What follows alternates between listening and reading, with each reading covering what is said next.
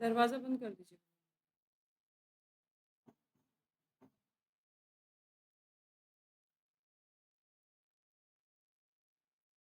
Very good evening guys.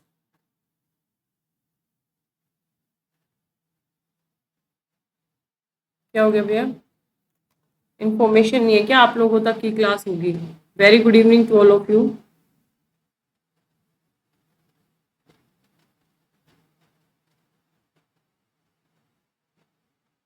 करिश्मा, Nancy, Priya, Shailesh, Riya, आवाज आ रही है आप लोगों को मेरी? मैं क्यों नहीं दिखाई दे रही हूँ भाई अपने आप को? एक मिनट रुको यार।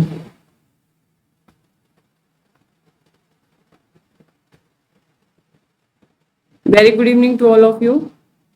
मैं दिखाई दे रही हूँ आप लोगों को? मुझे एक्चुअली मैं दिखाई नहीं दे रही।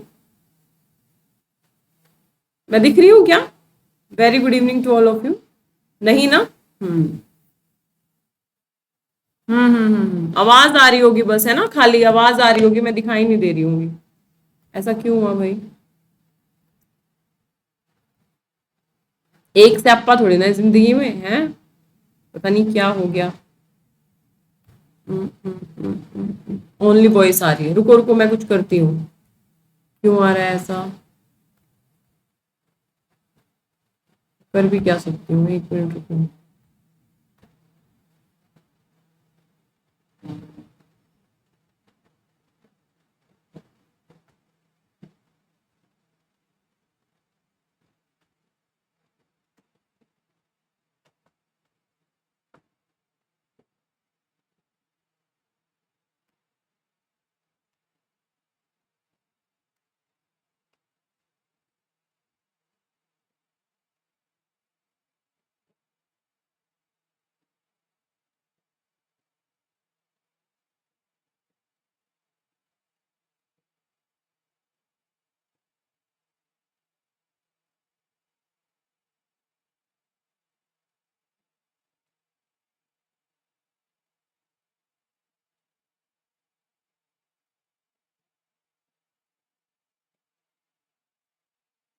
अभी भी दिखाई नहीं दे रही क्या गाइस?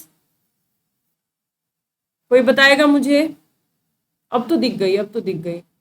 मैम कुछ भी दिखाई नहीं दे रहा है। मैम आप कहाँ हो? मैं यहीं हूँ। मैं अब दिखी? नाउ क्लियर ना? ठीक है। पता नहीं क्या हुआ, मैंने कुछ किया नहीं वैसे। मैं बस वापस जाके वापस आई हूँ।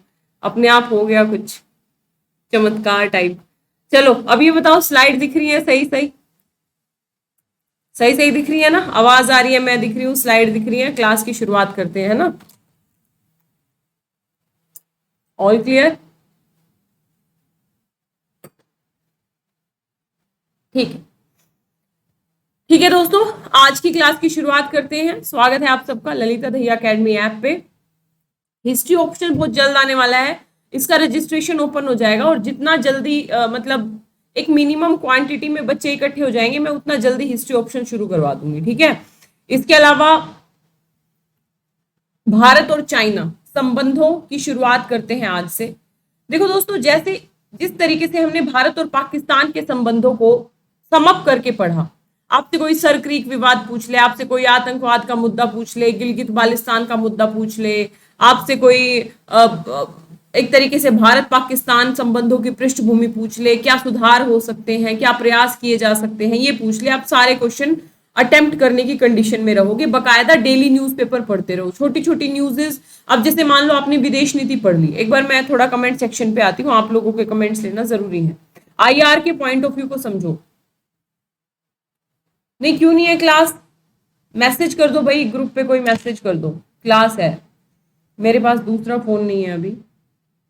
ठीक है, एक काम अब आप लोगों का शुरू होता है कि जैसे आपने फॉरेन पॉलिसी पढ़ी, तो फॉरेन पॉलिसी से रिलेटेड जितनी भी न्यूज है, जितनी भी न्यूज है,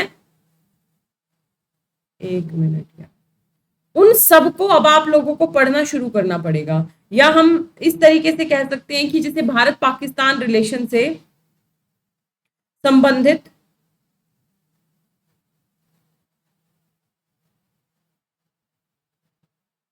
जितनी भी न्यूज है, अब आपको धीरे धीरे न्यूज़पेपर से निपटाना पड़ेगा, है ना? जो छोटी छोटी न्यूज आती है उसको अपने नोट्स में ऐड करते जाना, आपका आईआर समअप होते जाएगा। इसी तरीके से हम शुरुआत करते हैं भारत चीन संबंधों की। सबसे पहले हम ये देखेंगे कि भारत चीन संबंधों को समझने का हमारा आधार क्या होगा। भाई हमारे क्या क्या मुद्दे हैं चाइना के साथ, है ना। तो सबसे बड़ा मुद्दा तो है सीमा विवाद, जो कि वर्षों से चला आ रहा है। कहाँ कहाँ मुद्दा है, कौन कौन सी सीमा। सीमा विवाद पे बहुत ज्यादा क्वेश्चन डायरेक्ट नहीं बनता है कि सीमा विवाद का चर्चा करते हुए विस्तृत बताइए कहाँ कहाँ विवाद के मुद्दे हैं। ऐसा कभी क्वेश्चन ना तो बना है ना ही बनेगा। चाइना के ऊपर क्वेश्चन बन सकता है स्ट्रिंग ऑफ पर्ल्स की पॉलिसी के बारे में, दक्षिण चीन सागर में चाइना का विस्तार और भारत का रुख के बारे में, इंडो ओशियन सी में भारत की पॉलिसी के बारे में, या इसके अलावा सी पैक ओबीओआर, ठीक है। इन ओबीओआर पे बेसिकली क्वेश्चन बन सकता है सी पैक से जोड़ते हुए कि भारत क्यों नहीं one belt one road initiative में पार्टिसिपेट है, या व्यापार पे क्वेश्चन बन सकता है, या हमारे जो आसपास के देश हैं जैसे नेपाल में चाइना की जो भूमिका है उसका भारत पे क्या प्रभाव पड़ रहा है, या छोटे मोटे जो विवाद होते रहे जैसे जैसे गलवान घाटी में विवाद हो गया, डोकलाम विवाद हुआ था 2017 में। तो इस तरीके की विवादों पे क्वेश्चन बनते हैं, यानी ज्यादा जो क्वेश्चन बनते हैं वो जो करंट में मुद्दे चल रहे हैं, जो नई नई स्कीम्स हैं योजनाएं हैं चाइना की भारत की, तो उन पे क्वेश्चन बनने का स्तर ज्यादा होता है। इनफैक्ट 90% होता है ना। लेकिन फिर भी हम पूरे एरियाज को, जितने एरियाज मैंने बताए A to Z areas complete करेंगे। थोड़ा लंबा टॉपिक है, एक एक मुद्दे को हम अच्छे से डिटेल से डिस्कस करते हुए पढ़ेंगे। सबसे पहले एज यूजुअल किसी भी राष्ट्र के साथ जब हम संबंधों की शुरुआत करते हैं तो पृष्ठभूमि में जाएंगे। तो यदि हम पृष्ठभूमि की बात करें तो दोस्तों, तो याद रखिएगा भारत, और याद रखना इन पूरे नोट्स में मैं चीजों को कम से कम 3 से 4 बार रिवाइज कराऊंगी आप लोगों को। मैंने एक नई टेक्निक खोजी है। 3 से 4 बार जब रिवाइज हो जाएंगी तो भारत चीन संबंध आपके पॉइंट पे होंगे कि अच्छा ये मुद्दे हैं, ये समाधान है, बात खत्म, ठीक है। तो सबसे पहले आपको देखना है पृष्ठभूमि। भारत चीन के साथ लगभग 3488 किलोमीटर की कुल सीमा साझा करता है, यानी लगभग 3488 जो किलोमीटर की सीमा है, लगभग बांग्लादेश के बाद दूसरी सबसे बड़ी सीमा है। हमारी सबसे बड़ी सीमा तो बांग्लादेश के साथ है, उसके बाद दूसरी सबसे बड़ी सीमा हम साझा करते हैं किसके साथ, चाइना के साथ। इस सीमा का पूरी तरह निर्धारण नहीं हुआ है। वास्तविक नियंत्रण रेखा स्पष्ट करने और पुष्टि करने की प्रक्रिया अभी भी प्रगति पे है। आप अभी भी देखोगे कि भारत और चाइना के बीच में सबसे बड़ा मुद्दा है क्या नाम है, सीमा विवाद को लेके काफी बड़ा मुद्दा है ना। 3 ओर से अभी भी हमेशा विवाद रहता है, पश्चिमी मध्य पूर्वी, यानी पूरी बाउंड्री को यदि आप देखें, जैसे मैप के आधार पे यदि मैं आप लोगों को दिखाऊं, कहीं तो होगा कहीं तो होगा कहीं तो होगा, कहीं भी नहीं है क्या, ये रहा, पूरा मैप नहीं है क्या यार।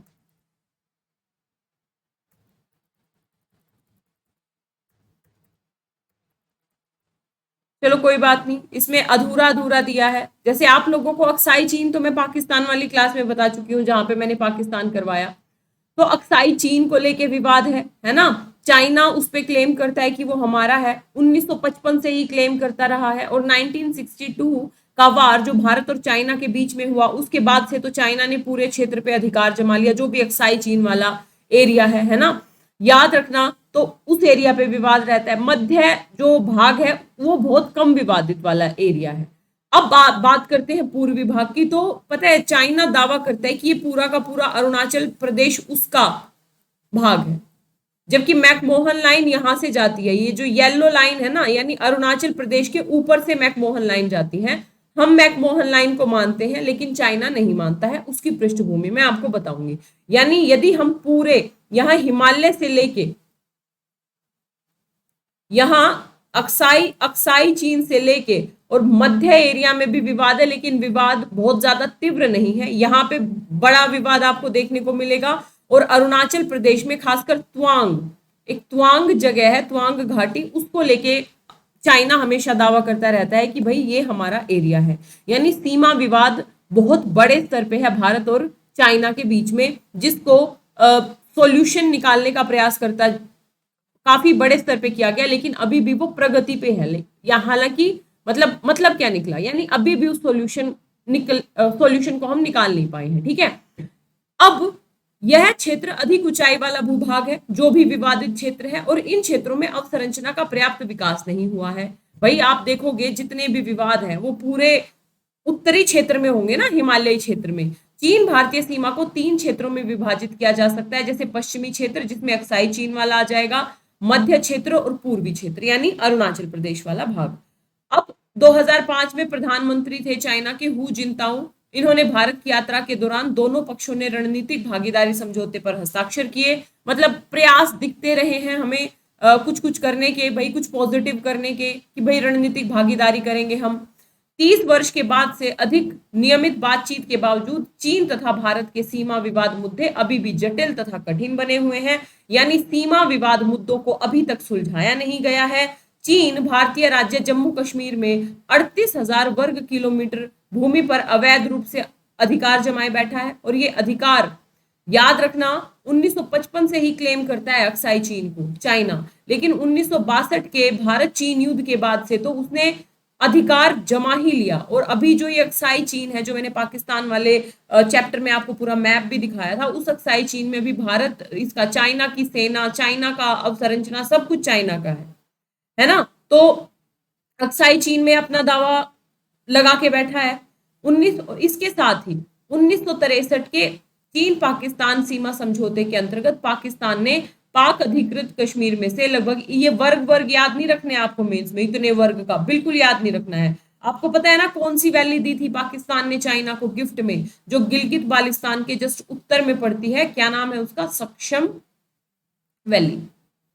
यानी एक आधार समझ में आया, पश्चिमी एरिया 1962 के बाद से अक्साई चीन पे चाइना का कब्जा है, और साथ ही पाकिस्तान ने 1963 में सक्षम वैली वाला एरिया चाइना को गिफ्ट किया। देखो मैं इतनी देर से मैप ढूंढ रही थी, ये है भाई, ये यहां से लेके, ये देख रहे हो आप अक्साई चीन, ये है यहाँ पे क्या नाम है, गिलगित बाल्टिस्तान। ये अक्साई चीन से लेके ये पूरा सीमा विवाद है, यहां से लेके और फिर लाइन ऑफ एक्चुअल कंट्रोल यहाँ पे। और ये जो रेड एरिया देख रहे हो ना, ये रेड वाला एरिया, ये चाइना अपने नियंत्रण में मानता है। चाइना मानता है कि ये पूरा का पूरा अरुणाचल प्रदेश हमारे अधीन है।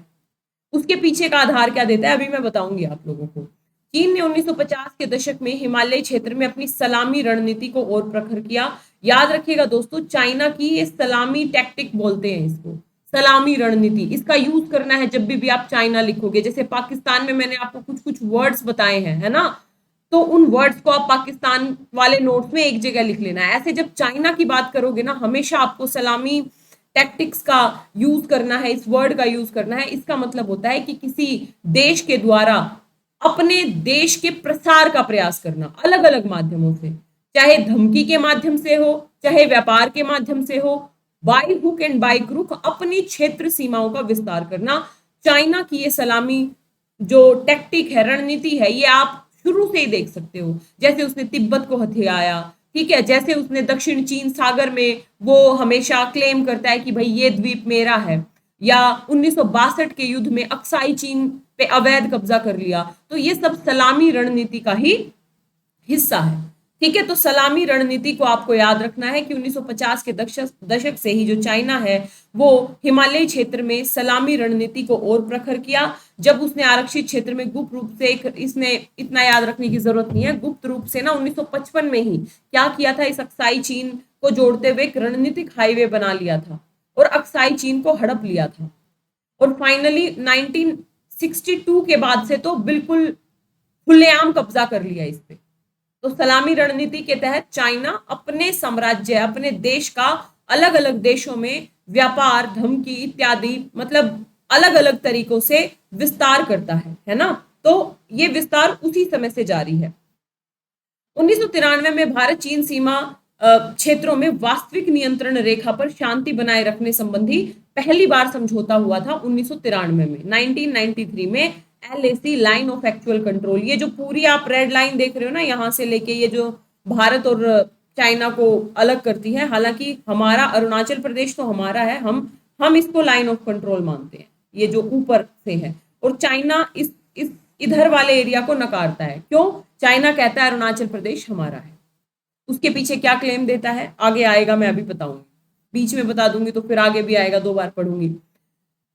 वर्तमान में भारत और चीन के बीच वास्तविक सीमा को निरूपित करता है तथा यह 3 क्षेत्रों पश्चिमी, मध्य और पूर्वी क्षेत्र में विभाजित है। जैसा कि मैंने आप लोगों को दिखाया, ये कितने क्षेत्रों में विभाजित है, तो ये आप लोगों को दिख रहा होगा यहाँ पे, ये पश्चिमी क्षेत्र हो गया, ये मध्य क्षेत्र हो गया और ये आपका पूर्वी क्षेत्र हो गया। यानी जो सीमा विवाद है ना, वो केवल एक जगह नहीं है चाइना के साथ कि भाई केवल पूर्वी एरिया में है।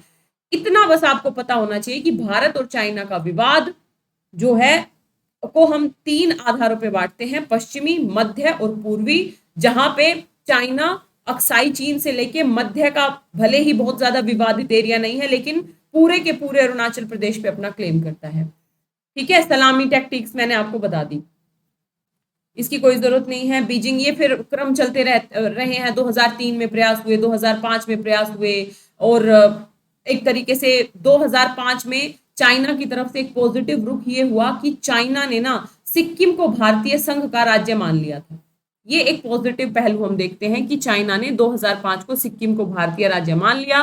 अब यदि हम एक एक करके बात करेंगे, पश्चिमी क्षेत्र क्या है, मध्य क्षेत्र क्या है, पूर्वी क्षेत्र क्या है, यहां तक आपको बात समझ में आ रही है?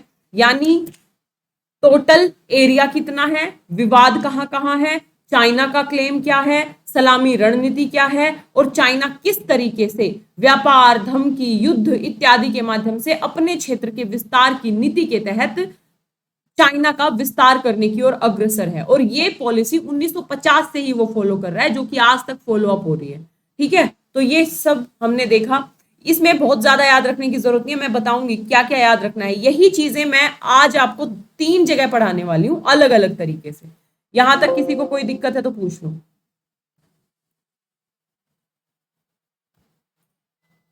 बताओ। सक्षम वैली मैं बता चुकी हूं कल।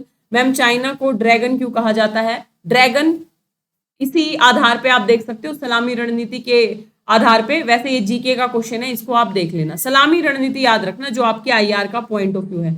मैम नोट्स दे दो, उसको स्पाइरल करा लेंगे, करंट ऐड करते जाएंगे स्पाइरल में ही।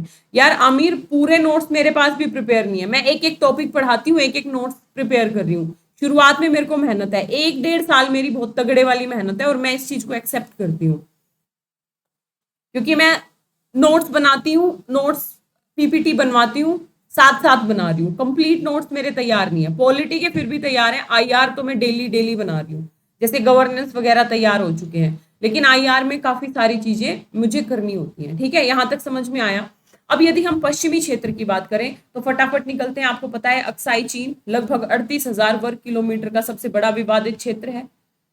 सबसे बड़ा विवादित क्षेत्र क्या है? अक्साई चीन, है ना? आपको पता है इसकी लोकेशन। यह चीन के कब्जे में है वर्तमान में। परंतु भारत का क्या रुख है भाई? भारत तो इसे हमारा इंटीग्रल पार्ट है ना।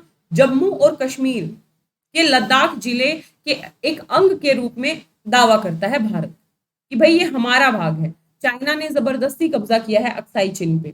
दोनों में से किसी देश के पास, लेकिन एक बात ध्यान रखना, ऐतिहासिक दावा सिद्ध करने के लिए कोई पर्याप्त दस्तावेज नहीं है।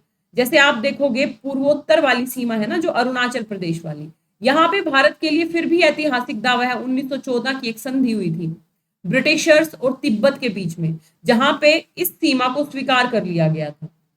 लेकिन यदि हम पश्चिमी भाग की बात करें तो भारत के पास भी और चाइना के पास भी कोई ऐतिहासिक दावा नहीं है। ये तो है कि भाई हरि सिंह ने पूरे एरिया को हमको दे दिया तो जम्मू कश्मीर हमारा है, लेकिन पूरा क्राइटेरिया, मतलब अगर जम्मू कश्मीर दिया भी तो ये समझो आप, मान लो ये जम्मू कश्मीर है, ये जम्मू कश्मीर दिया भी तो यहाँ पे कुछ सीमा विभाजन की कोई संधि, कोई ऐतिहासिक बात होनी चाहिए थी। तो चाइना ये कहता है कि भाई कुछ है ही नहीं, तो ये वाला एरिया हमारा है, तो ये क्लेम किया जाता है। ठीक है, तो पश्चिमी क्षेत्र अक्साई चीन 38,000 वर्ग किलोमीटर के आसपास का क्षेत्र, चाइना का इस पे वर्तमान में पूरी तरीके से नियंत्रण है। दोनों देशों के पास ऐतिहासिक दस्तावेजों का अभाव है। यद्यपि वैध दावे से अधिक तिब्बतीय क्षेत्र तक पहुंच। अब चाइना ने ये क्षेत्र क्यों हथियाया, इसकी रणनीतिक लोकेशन देखो आप। ये क्षेत्र पहली बात तो तिब्बत से नजदीक है, यहाँ पे तिब्बत है, तिब्बत को कंट्रोल करने के लिए। दूसरी बात, भारत से अगर युद्ध हो जाए तो ऊंचाई पे भारत को कंट्रोल करने के लिए। तीसरा फायदा, पाकिस्तान के साथ समन्वय बढ़ाने के लिए और पाकिस्तान के माध्यम से दक्षिण हिंद महासागर तक पहुंचने के लिए। और तीसरा, ये क्षेत्र कहीं ना कहीं स्ट्रेटेजिक लोकेशन पे है, यानी मध्य एशिया भी इसके आसपास पड़ता है। यानी 4 एरिया देखे आपने, तिब्बत, भारत, पाकिस्तान, मध्य एशिया, यानी बहुत ही स्ट्रेटेजिक लोकेशन है अक्साई चिन की। ठीक है, जैसे 1957 में चीन ने अक्साई चिन से गुजरती हुई शिनजियांग को तिब्बत से जोड़ने वाले पश्चिमी हाईवे का निर्माण किया, 1957 में शुरू कर दिया था। अक्साई चिन से गुजरता हुआ एक शिनजियांग, यहां पे देखो ये है अक्साई चिन,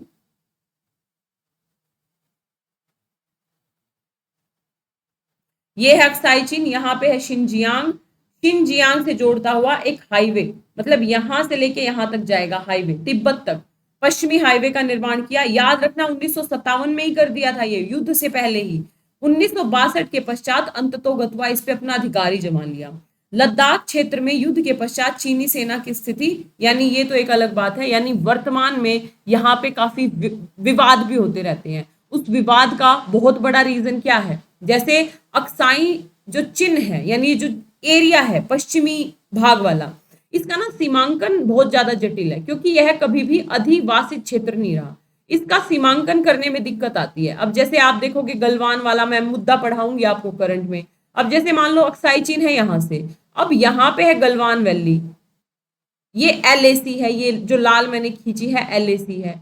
चाइना कहता है कि भाई ये भी हमारे एरिया में है, ये ऐसे टुकड़ों में बटी हुई है। अब यहाँ पे भारत की सेना है, यहाँ पे चाइना की सेना है। अब चाइना की सेना LOC क्रॉस करके गलवान तक आ पहुंची, भारत की सेना भी ने भी उसका प्रत्युत्तर दिया, जवाब दिया, और यहाँ पे विवाद अक्सर आपको देखने को मिलेंगे इस एरिया में। क्यों? क्योंकि पहली बात तो ये अधिवासित क्षेत्र नहीं है, दूसरा इसका ना सीमांकन बहुत जटिल है, भौगोलिक तौर पे काफी जटिलतम क्षेत्र है, तो इसलिए विवाद की संभावनाएं पश्चिमी क्षेत्र में बनी रहती हैं। पश्चिमी क्षेत्र समझ में आया, मतलब एक विवाद का मुद्दा आपको हालांकि पहले ही पता था अक्साई चिन के बारे में। याद रखना 1957 में ही यहाँ पे शिनजियांग से होते हुए तिब्बत तक का हाईवे बना लिया गया, लेकिन 1962 में पूरा अधिकार कर लिया। वर्तमान में ये एरिया चाइना के कंट्रोल में है और यहाँ पे अक्सर विवाद देखने को मिलता है। ठीक है, क्योंकि सीमांकन बहुत कठिन है इस एरिया में। यहाँ की स्ट्रेटेजिक लोकेशन आपको पता लग गई। अब बात करते हैं पूर्वी क्षेत्र, ये विवाद में क्यों है। देखो 1914 में चीन, तिब्बत और ब्रिटेन शिमला सम्मेलन में ब्रिटिश भारत के विदेश सचिव हेनरी मैकमोहन ने ब्रिटिश भारत तथा तिब्बत के बीच में 890 किलोमीटर मैकमोहन रेखा खींची। अब ये तिब्बत का पार्ट था पहले, भैया तिब्बत चाइना तो था नहीं, तिब्बत एक अलग कंट्री थी पहले, जब तक कि तिब्बत पे चाइना ने कंट्रोल नहीं किया था। तो तिब्बत और भारत के बीच में ये मैकमोहन रेखा खींची गई है। जो येलो लाइन आप देख रहे हो ना, बिल्कुल अरुणाचल प्रदेश के उत्तर में, इस येलो लाइन को यहां से लेके ये पूरा येलो लाइन को ये कहा गया कि भाई ये दोनों देशों के बीच में क्या है, सीमा रेखा है, और इसको मान लिया गया कि भाई ये है तिब्बत और ये है भारत। लेकिन जब तिब्बत पे चाइना ने कंट्रोल किया तो चाइना ने कहा हमने तो संधि की ही नहीं, तिब्बत तो हमारा पार्ट था, संधि आपने किसके साथ की, कि भाई तिब्बत के साथ की। तो भाई तिब्बत कैसे तय कर लेगा कि सीमा क्या होगी, वो तो हम तय करेंगे सीमा क्या होगी। तो चाइना क्लेम करता है कि ये पूरा अरुणाचल प्रदेश हमारा है, और इसमें भी विशेषकर, मतलब ये हकीकत तो चाइना को भी पता है कि पूरा अरुणाचल प्रदेश तो कब्जा नहीं सकता, इस पे भी त्वांग और तीन जगह है बेसिकली, जिसमें से त्वांग सबसे ज्यादा प्रमुख है। त्वांग घाटी पे चाइना हमेशा अपना कब्जा जमाने का प्रयास करता है। तो पूर्वी क्षेत्र का आपने देखा 1914 की चीन तिब्बत ब्रिटेन संधि, और मैकमोहन ने लगभग 890 किलोमीटर लंबी मैकमोहन रेखा खरीदी थी। ये इतना आपको जाने की कोई जरूरत नहीं है, आपको बस इतना पता होना चाहिए कि पूर्वी क्षेत्र में विवाद है अरुणाचल प्रदेश को लेकर। अरुणाचल प्रदेश में चीन ने मैकमोहन रेखा को LAC के रूप में स्वीकार नहीं किया है, ध्यान रखना स्वीकार नहीं किया है, किंतु वाटरशेड के अनुकरण में भारतीय कोई जरूरत नहीं है। ये नीचे वाली लाइन बहुत इंपॉर्टेंट है। चीन अरुणाचल प्रदेश को दक्षिणी तिब्बत बताकर, क्या करता है चाइना, अरुणाचल प्रदेश को दक्षिणी तिब्बत बताकर उस पर अपना दावा प्रस्तुत करता है। त्वांग क्षेत्र में उसकी रुचि विशेष रूप से अधिक है, यानी खासकर त्वांग क्षेत्र में बताता है कि भाई ये तो सीधे सीधे चाइना का एरिया है। यानी हमने पश्चिमी भाग देखा, पूर्वी भाग देखा, ये कभी भी अलग से पूछेगा नहीं आपसे, बस नॉलेज होना चाहिए कि भारत और चाइना का सीमा विवाद कहाँ कहाँ पे है। अब साई चीन में कोई दिक्कत नहीं है, पूर्वी भाग में कोई दिक्कत नहीं है। 1914 की संधि जिसमें तिब्बत और भारत के बीच में मैकमोहन लाइन खींची गई, जिसको चाइना ने बाद में मानने से इनकार कर दिया, और चाइना पूरे अरुणाचल प्रदेश को क्लेम करता है कि पूरा अरुणाचल प्रदेश हमारा है, और विशेषकर तुआंग क्षेत्र में उसकी रुचि और भी ज्यादा है। ठीक है, इतना याद रहेगा। मध्य क्षेत्र की यदि बात करें तो उत्तराखंड के बाराहोती मैदान, जिसे निश्चित क्षेत्रों को लेकर, इसके ना उत्तराखंड के कुछ बाराहोती मैदान है, कुछ छोटे छोटे मैदान है, इनको लेके कुछ डाउट्स हैं दोनों कंट्रीज के बीच में। सिक्किम क्षेत्र को चीन द्वारा एक प्रकार से सुलझा, अब सिक्किम को मान लिया गया है, पहले वो सिक्किम को भी क्लेम करता रहता था, लेकिन 2005 में, अभी मैंने आपको बताया ना, सिक्किम को भारत के राज्य का दर्जा दे दिया चाइना ने। ये लिखा ही है 2005 में संयुक्त वक्तव्य के बाद चीन ने औपचारिक रूप से सिक्किम को भारत के एक राज्य के रूप में स्वीकार कर लिया। सीमाओं को परिभाषित करने वाली किसी औपचारिक संधि का अभाव, मतलब दोनों के बीच में मुद्दा क्या है भाई? एक तो सीमाओं को परिभाषित करने वाली कोई औपचारिक संधि नहीं है कि जो अच्छे से सीमाओं को परिभाषित करे कि भाई ये आपका एरिया है, ये हमारा एरिया है, कोई संधि नहीं है। और भारत चीन सीमा की बदलती हुई व्याख्याएं, अलग अलग व्याख्याएं बदलती रहती हैं। चाइना कभी कहता है कि ये एरिया मेरा है, ये एरिया मेरा है, तो फिर इससे विवाद और ज्यादा बढ़ता रहता है। इस मुद्दे पर दोनों देशों के बीच में 1962 में वॉर भी हो चुका है। ठीक है, तीनों एरिया समझ में आ गए।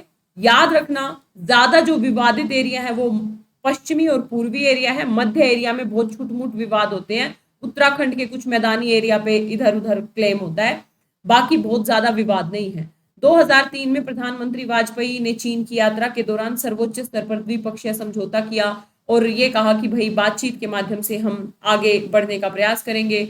दोनों देशों ने सीमा विवाद संबंधी मुद्दों के समाधान के लिए विशिष्ट प्रतिनिधि व्यवस्था स्थापित करने पे सहमति जताई।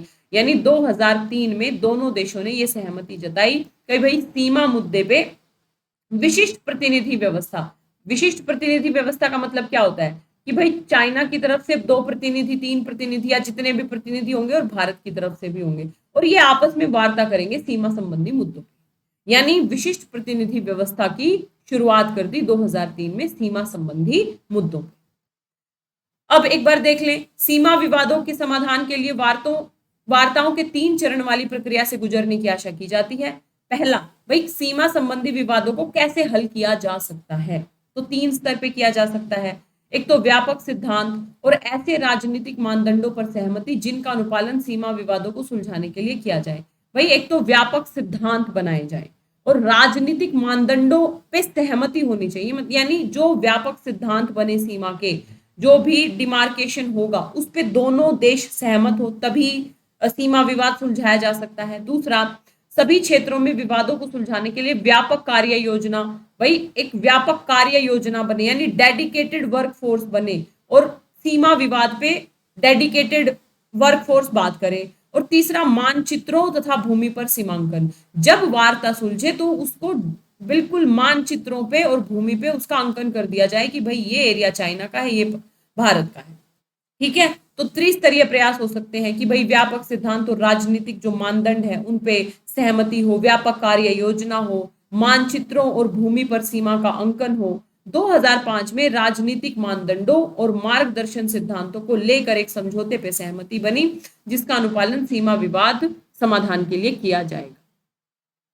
और 2005 से लेके अब तक कई वार्ताएं हो चुकी हैं। ये वाली जो यहाँ पे शुरू हुई थी ना, विशिष्ट प्रतिनिधि व्यवस्था, यानी प्रतिनिधियों के माध्यम से सीमा विवाद को सुलझाने का प्रयास, तो इसमें क्या होता है ना, हर 6 महीने में, साल में, एक टाइम पीरियड में ना दोनों देशों के प्रतिनिधि आपस में मिलते हैं, बैठते हैं, वार्ता करते हैं और अपने अपने पक्ष रखते हैं कि भाई हम वार्ताओं के माध्यम से सीमा संबंधी जो विवाद है उनको सुलझा लें। जैसे वर्तमान में जो वार्ताएं हैं ये दूसरे चरण में है।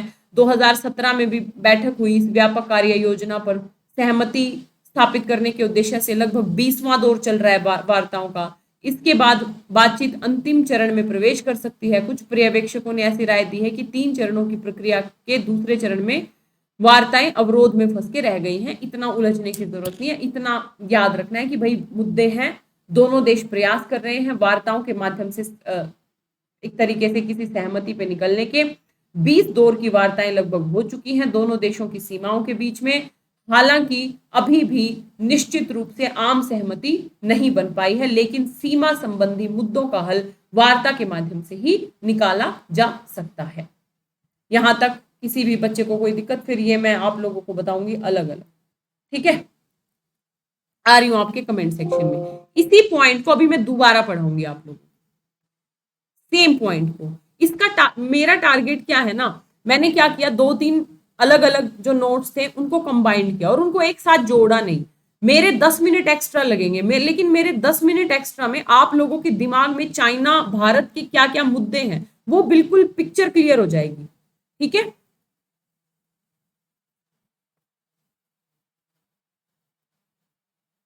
कोई बात नहीं रानी, अभी दोबारा समझाऊंगी ना तब समझ। है ही नहीं, 5 मुद्दे हैं, इतना लिखना नहीं होता एग्जाम में।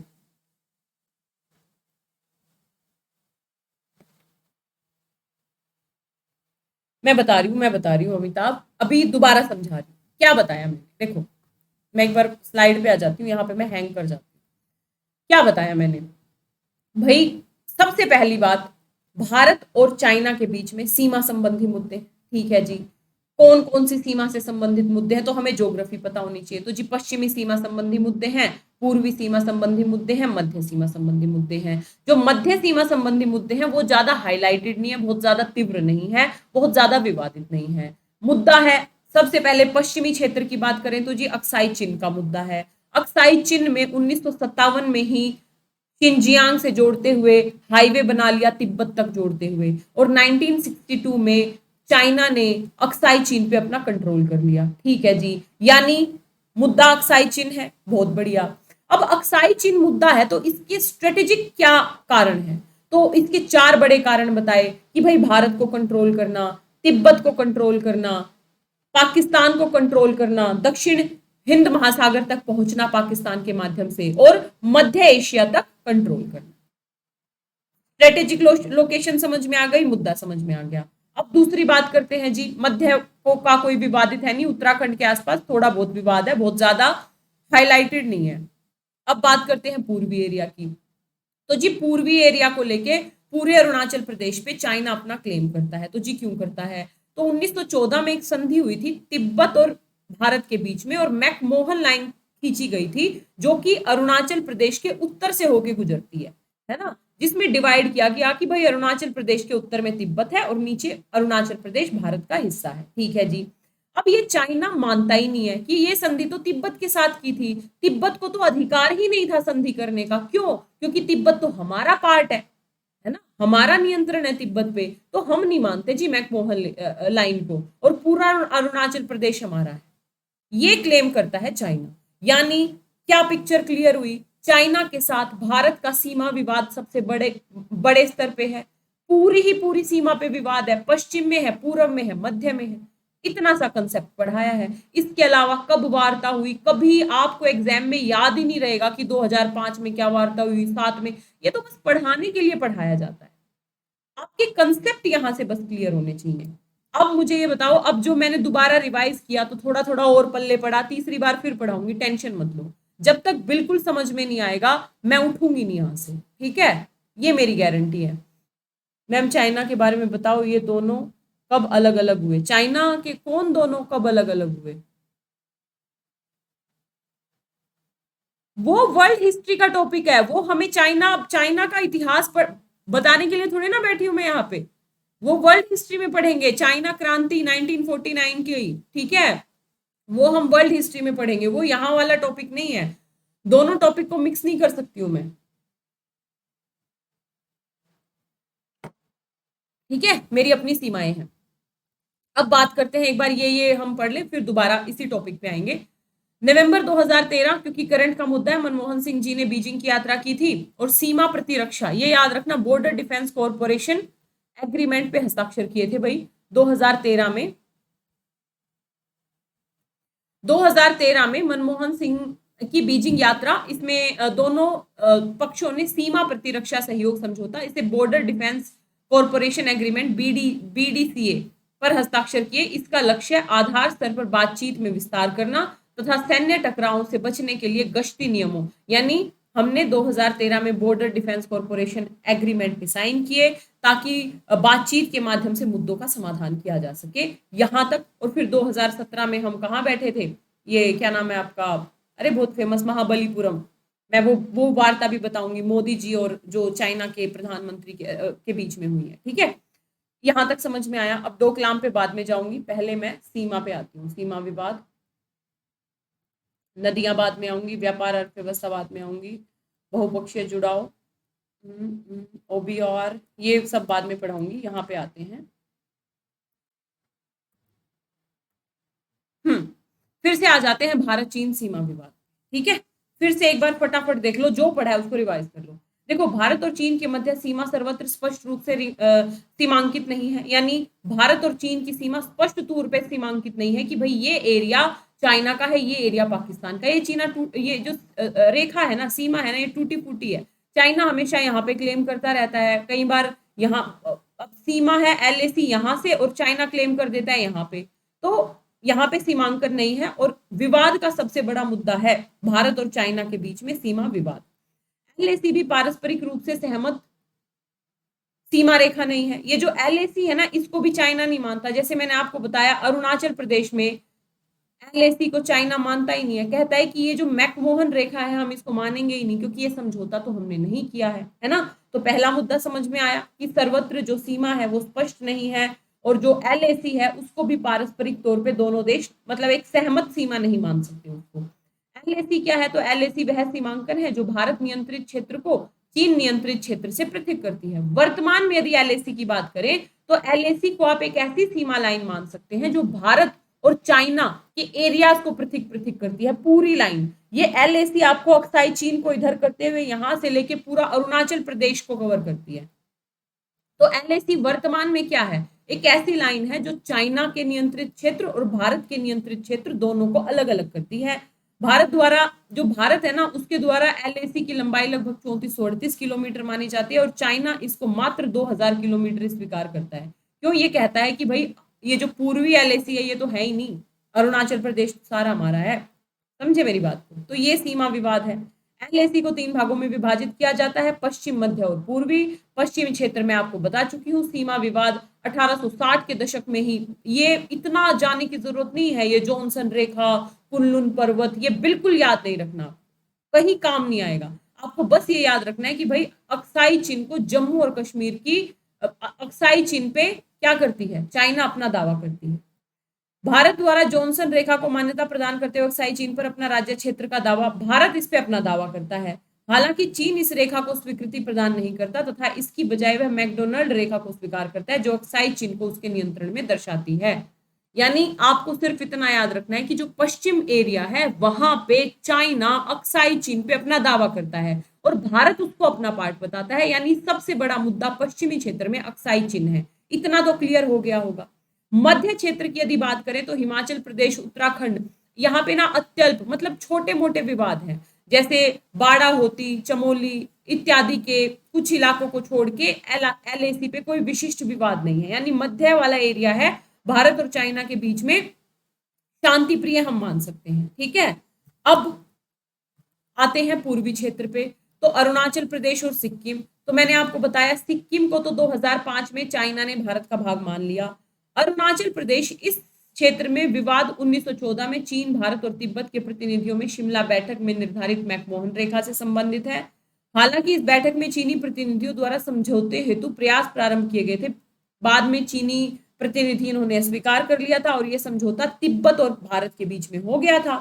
चाइना कहता है कि भाई हम तो मैकमोहन लाइन को मानते ही नहीं है, क्योंकि ये समझौता तो हमने किया ही नहीं। त्वांग मार्ग को भारत द्वारा 1951 में अपने राज्य क्षेत्र अधीन कर लिया गया, जिस पर चाइना, ये त्वांग मार्ग जो है ना, ये त्वांग वाला जो एरिया है अरुणाचल प्रदेश में, इसमें चाइना अपना क्या करता रहता है, क्लेम करता रहता है। वर्तमान गतिरोध का संभावित कारण ये तो मैं आप लोगों को आगे बता ही दूंगी कि एलएसी में संलग्न विकास कर रहे हैं, डोकलाम प्रभाव, जम्मू कश्मीर, ये मैं अलग बताऊंगी कि क्यों ज्यादा मुद्दे ऊपर है, करंट का टॉपिक है। अब यदि मैं आप लोगों से पूछूं ये कि यदि कोई भी व्यक्ति आपसे ये पूछे कि भाई भारत और चाइना के बीच में सीमाओं को लेके क्या मतलब है, कहाँ कहाँ विवाद है, क्या विवाद है, किसका क्या क्लेम है, तो क्या समझ में नहीं आया, और नहीं आया तो ईमानदारी से बता देना, मैं फिर बताओ फटाफट कमेंट सेक्शन में आना।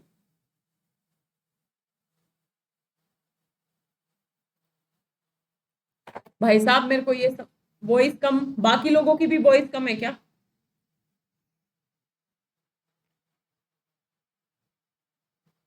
बाकी लोगों की भी वॉइस कम है क्या?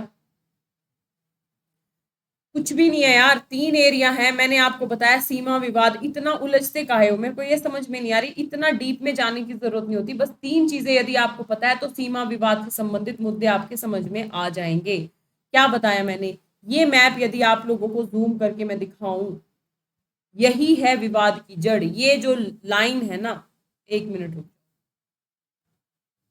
ये जो रेड लाइन है ना, इसको हम मानते हैं, ये यहां से आप लोगों को अगर दिख रही होगी, इसे हम मानते हैं LAC।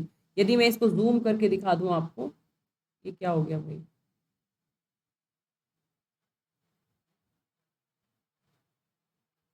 जूम का ऑप्शन ही नहीं है इसमें।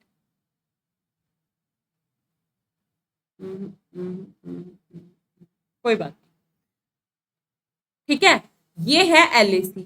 अब सीमा विवाद पूछे तो भाई अक्साई चीन को लेके विवाद है जी, अरुणाचल प्रदेश को तुआंग क्षेत्र को लेके विवाद है, मध्य में भी विवाद है, लेकिन ये अत्यल्प विवाद है, बस इतना ही याद रखना है। मेरी बात समझे आप? इससे ज्यादा याद रखने की कोई जरूरत नहीं होती है। हम इतिहास में जाके पढ़े क्या क्या विवाद था, कौन सी रेखा थी, क्या थी, बस इतने ही विवाद हैं। और जो अरुणाचल प्रदेश वाला विवाद है, उसमें 1914 की संधि का आधार याद रखना है कि भाई मैकमोहन लाइन खींची गई थी भारत और तिब्बत के बीच में, है ना, लेकिन चाइना इस मैकमोहन लाइन को मानने से मना करता है। तो क्या आपको अभी तक ये समझ में नहीं आया कि भारत और चाइना के बीच में विवादित सीमा क्षेत्र कौन कौन से हैं? मुझे बस ये बता, बिल्कुल 3 एरियाज रखने हैं, बस 3 एरियाज रखने हैं, पश्चिमी, मध्य और पूर्वी। पश्चिमी में अक्साई चीन, मध्य में उत्तराखंड और हिमाचल प्रदेश के कुछ इक्के दुक्के 12 होती जैसे कुछ क्षेत्र, और पूर्वी में पूरा का पूरा अरुणाचल प्रदेश। अरुणाचल प्रदेश में मुख्य रूप से तवांग क्षेत्र। That's it. इतनी देर पढ़ाने का सिर्फ ये 3 क्रक्स याद रखने हैं आप। यदि आपसे कोई पूछे कि भाई कहाँ कहाँ मुद्दे, तो आप ये नहीं कहोगे कि नागालैंड में मुद्दा है, आप ये नहीं कहोगे कि जो है गिलगित बाल्टिस्तान मुद्दा है भारत और चीन के बीच में, है ना। आपको बस ये पिक्चर क्लियर होनी चाहिए। ये पिक्चर क्लियर हुई कि नहीं हुई? हो गई। अब मैं आगे बढ़ू, ठीक है, ध्यान रखना। अब इसके लिए प्रयास यदि मैं बात करूं, अब एक बार और मैं आप लोगों को ले चलती हूं क्या क्या प्रयास हुए हैं।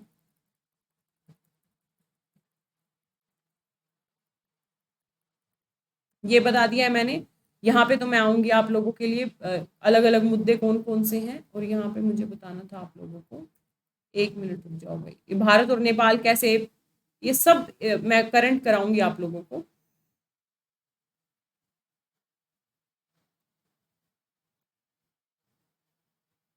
फिर से आ गई मैं।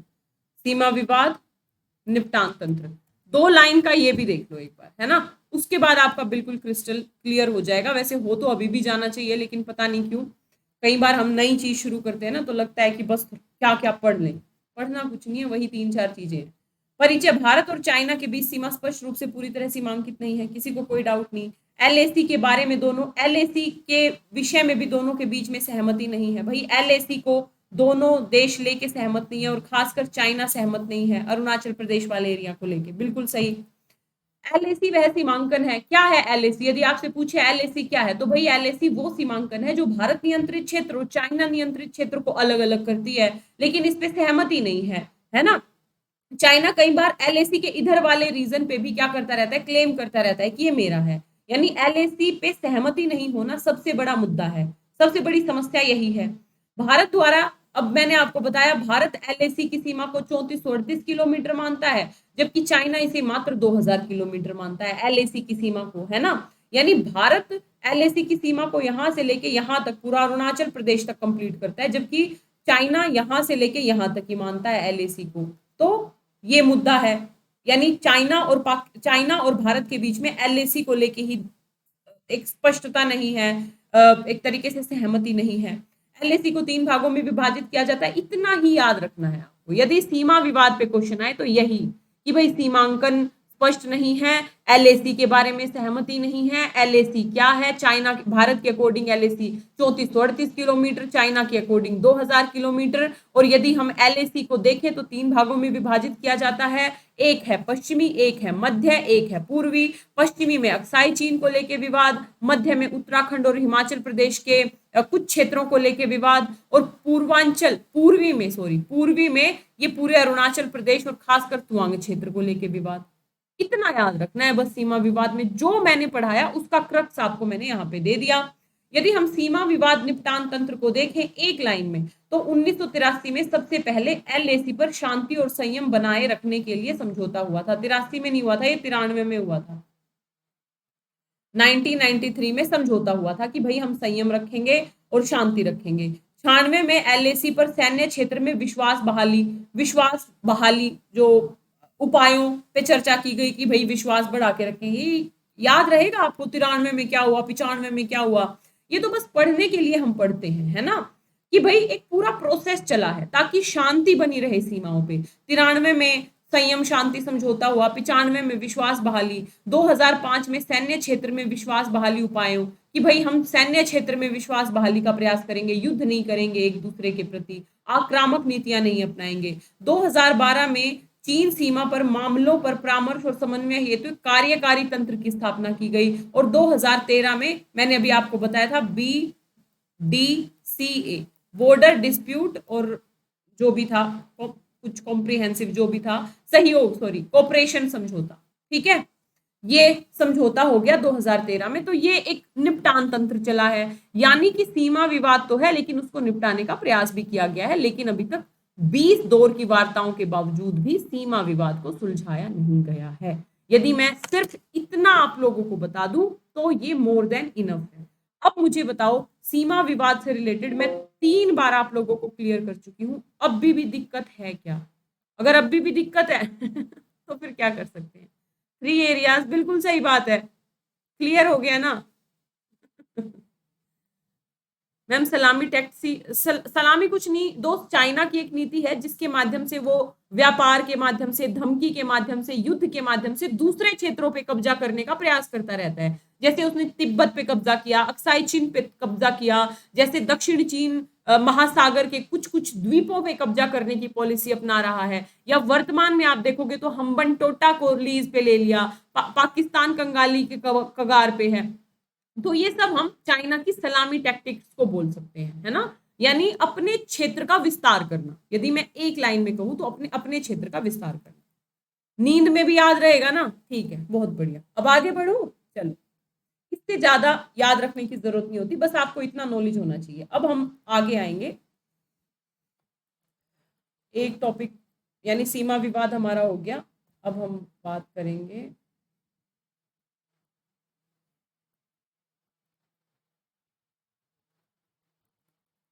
एक मिनट जाओ, मुझे जाने दो थोड़ा ऊपर, और एक एक मुद्दे पे डिटेल से भी बात करेंगे। जैसे मैं धीरे से मतलब स्ट्रिंग ऑफ पल्स यहाँ पे बताऊंगी, स्ट्रिंग ऑफ पल्स पूरी पॉलिसी भी बताऊंगी, क्या है, कैसे है, भारत पे क्या इम्पैक्ट है, चाइना का क्या कंसर्न है ना। अब बात करते हैं डोकलाम विवाद की। तो 2017 में डोकलाम की घटना हुई भाई। ये डोकलाम घटना क्या है, डोकलाम विवाद आप लोगों को पता होगा, नहीं पता होगा तो मैं बता देती हूँ। लोकेशन देखें, देखो ये है चाइना, ये है सिक्किम, ये नाथुल्ला पास देख रहे हो आप पीले कलर का, ये है यहाँ पे भूटान, ये आप भूटान का झंडा देख रहे हो, ये है भारत यानी सिक्किम, ये है भूटान और ये है चाइना।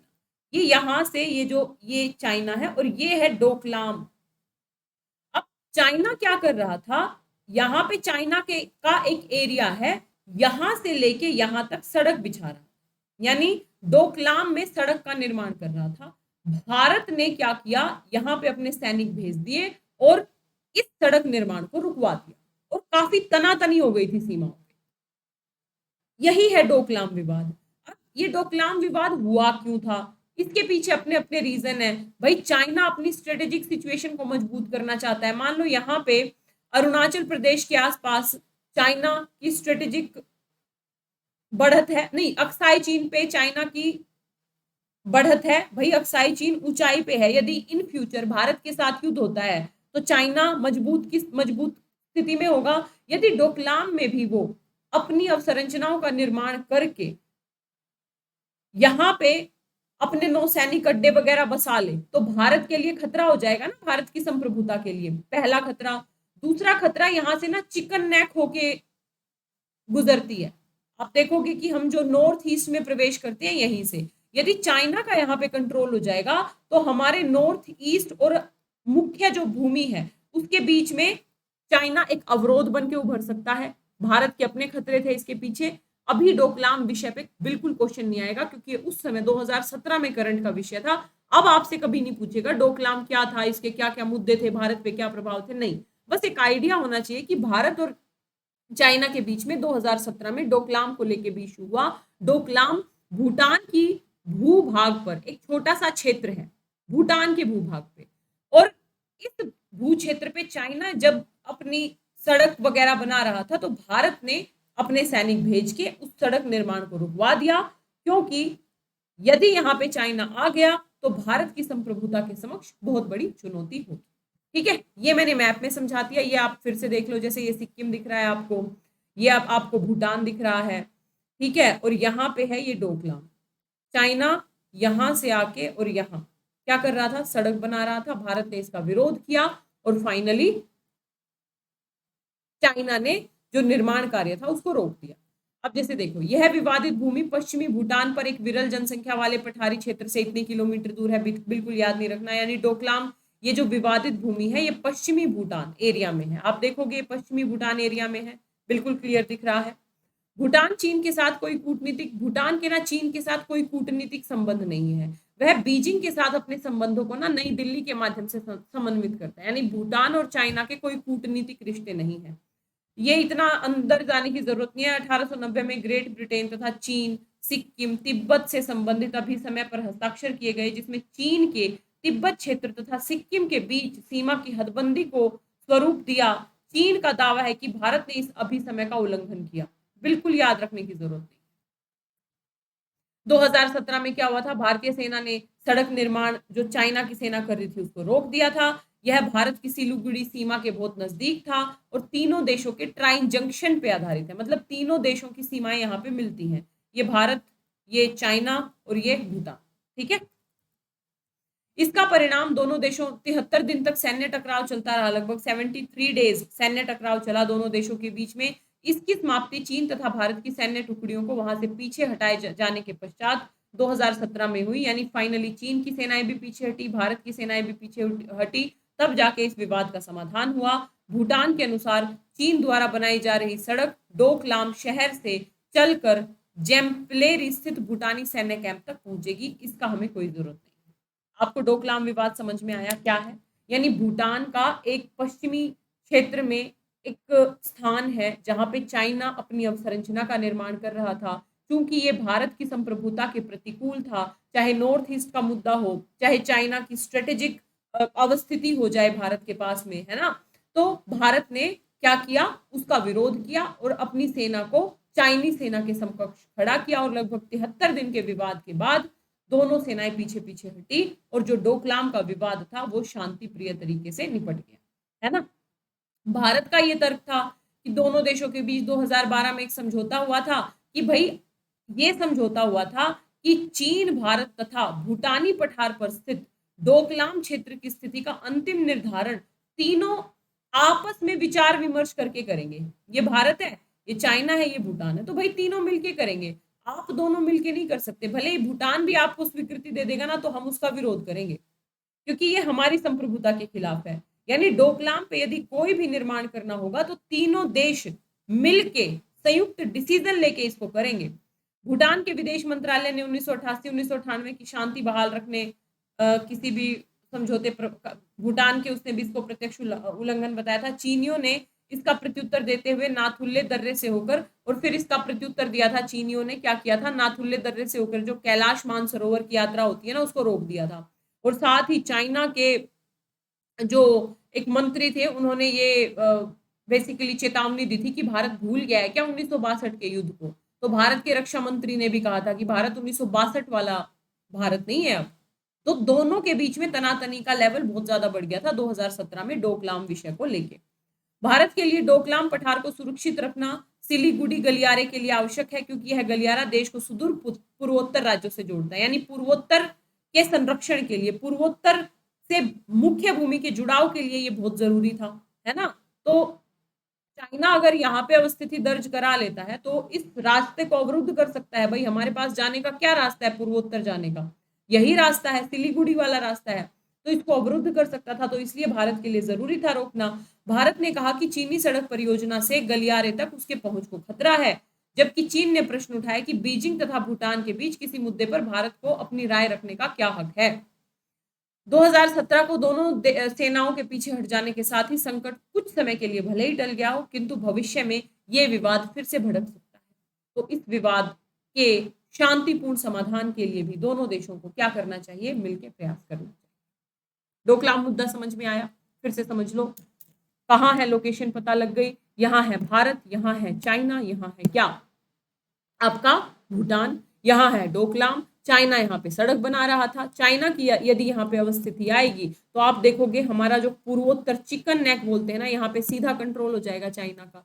ये भारत की संप्रभुता के अगेंस्ट होगा। तो भारत ने इसका विरोध किया। दोनों देशों की सेनाएं आमने सामने रही लगभग 73 डेज। उसके बाद सेनाएं पीछे हटी और इस जो मुद्दे हैं इसका समाधान निकला। लेकिन यह अल्पकालिक समाधान है, दीर्घकालिक समाधान अभी नहीं निकला है। उसके लिए दोनों देशों को मिलकर प्रयास करने पड़े। ठीक है, अब हम आते हैं नए मुद्दे पे। इससे ज्यादा याद नहीं रखना है डोकलाम, और इससे ज्यादा करना है तो रिसर्च मार लेना एक बार गूगल पे, डोकलाम विवाद इन हिंदी, सब मिल जाएगा। चलो भाई कमेंट सेक्शन पे आती हूँ, बता दो फटाफट क्या हुआ। चाइना की नीति बिल्कुल सही बात है, वही विस्तारवादी नीति कह लो, सलामी टैक्टिक्स कह लो, एक ही बात है अंजलि। उसको हम सलामी टैक्टिक्स बोलते हैं। बेसिकली जो सलामी टैक्टिक्स है ना, ये हंगरी के एक साम्यवादी नेता थे, उन्होंने दी थी। और सलामी टैक्टिक्स का मतलब ही होता है जो मैंने आपको बताया। इससे क्वेश्चन नहीं बनेगा निशा, डोकलाम विवाद से क्वेश्चन नहीं बनेगा। बस मान लो जब भारत चीन से अलग से क्वेश्चन नहीं बनेगा, क्योंकि ये 2017 की घटना हो चुकी है, जा चुकी है। भारत और चाइना रिलेशन पे जब बात आए ना, तो आपको पता होना चाहिए क्या क्या मुद्दे हैं। तो आपको पता होना चाहिए अक्साई चीन मुद्दा है, अरुणाचल प्रदेश का तवांग क्षेत्र मुद्दा है, मध्य भूमि के कुछ कुछ मुद्दे हैं। आपको पता होना चाहिए गलवान घाटी में दोनों देशों की सेनाएं अभी पिछले वर्ष या आमने सामने आ गई थी, 20 सैनिक मारे गए थे। आपको पता होना चाहिए डोकलाम को लेके दोनों में विवाद हो चुका है। तो बस ये हिंट होना चाहिए। यदि आपसे भारत और चाइना संबंधों के संबंध में विवाद कोई पूछे ना, तो टिप्स पे होने चाहिए, भाई अक्साई चीन है, अरुणाचल प्रदेश का तवांग है, कुछ छुटपुट विवाद मध्य भूमि मध्य क्षेत्र में भी है, जैसे उत्तराखंड का रानी खेत और ये एरियाज। इसके अलावा जी गलवान घाटी को लेके विवाद होता रहता है, डोकलाम को लेके आमने सामने आ चुके हैं। तो ये आपको पता होना चाहिए, डोकलाम कहाँ है, तवांग कहाँ है, अक्साई चीन कहाँ है, ये सारी लोकेशन आपके माइंड में होनी चाहिए, ताकि जब भारत और चाइना पे क्वेश्चन आए तो फिर आप ये पॉइंट लिखने से गुरेज ना कर सके। मेरी बात समझे निशा?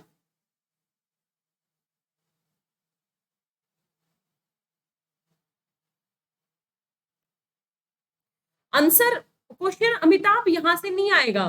मतलब सीमा क्षेत्र विवाद मैं बताऊंगी क्वेश्चन कैसे बनेगा, अभी बताती हूँ। चलो पहले मैं सोच रही थी अपनी स्पीड से पढ़ूं, लेकिन आप लोगों की स्पीड से मुझे पढ़ना पड़ेगा। जैसे क्वेश्चन अगर आएगा ना, तो आएगा यहां से, सीमाओं को जोड़ते हुए मैं वहीं जा रही हूँ सबसे पहले, जहां मैंने अभी आप लोगों को सीमाएं बताई थी ना, ये BCIM, ये सब पढ़ाऊंगी आप लोगों को हालिया घटनाक्रम में।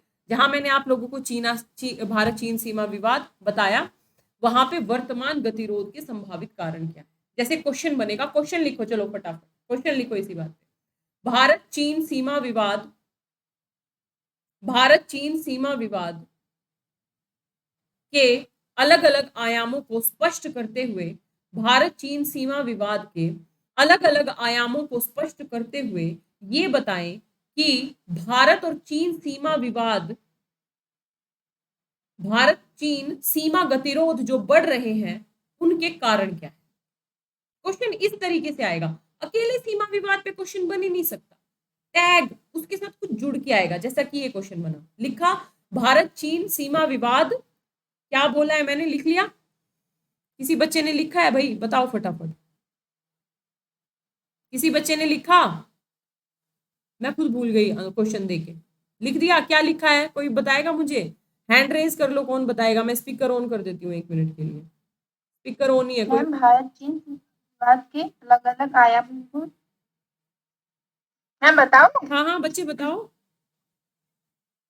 भारत चीन सीमा विवाद के अलग अलग आयामों को स्पष्ट करते हुए यह बताए कि भारत सीमा और फिर नहीं हुआ लिख के।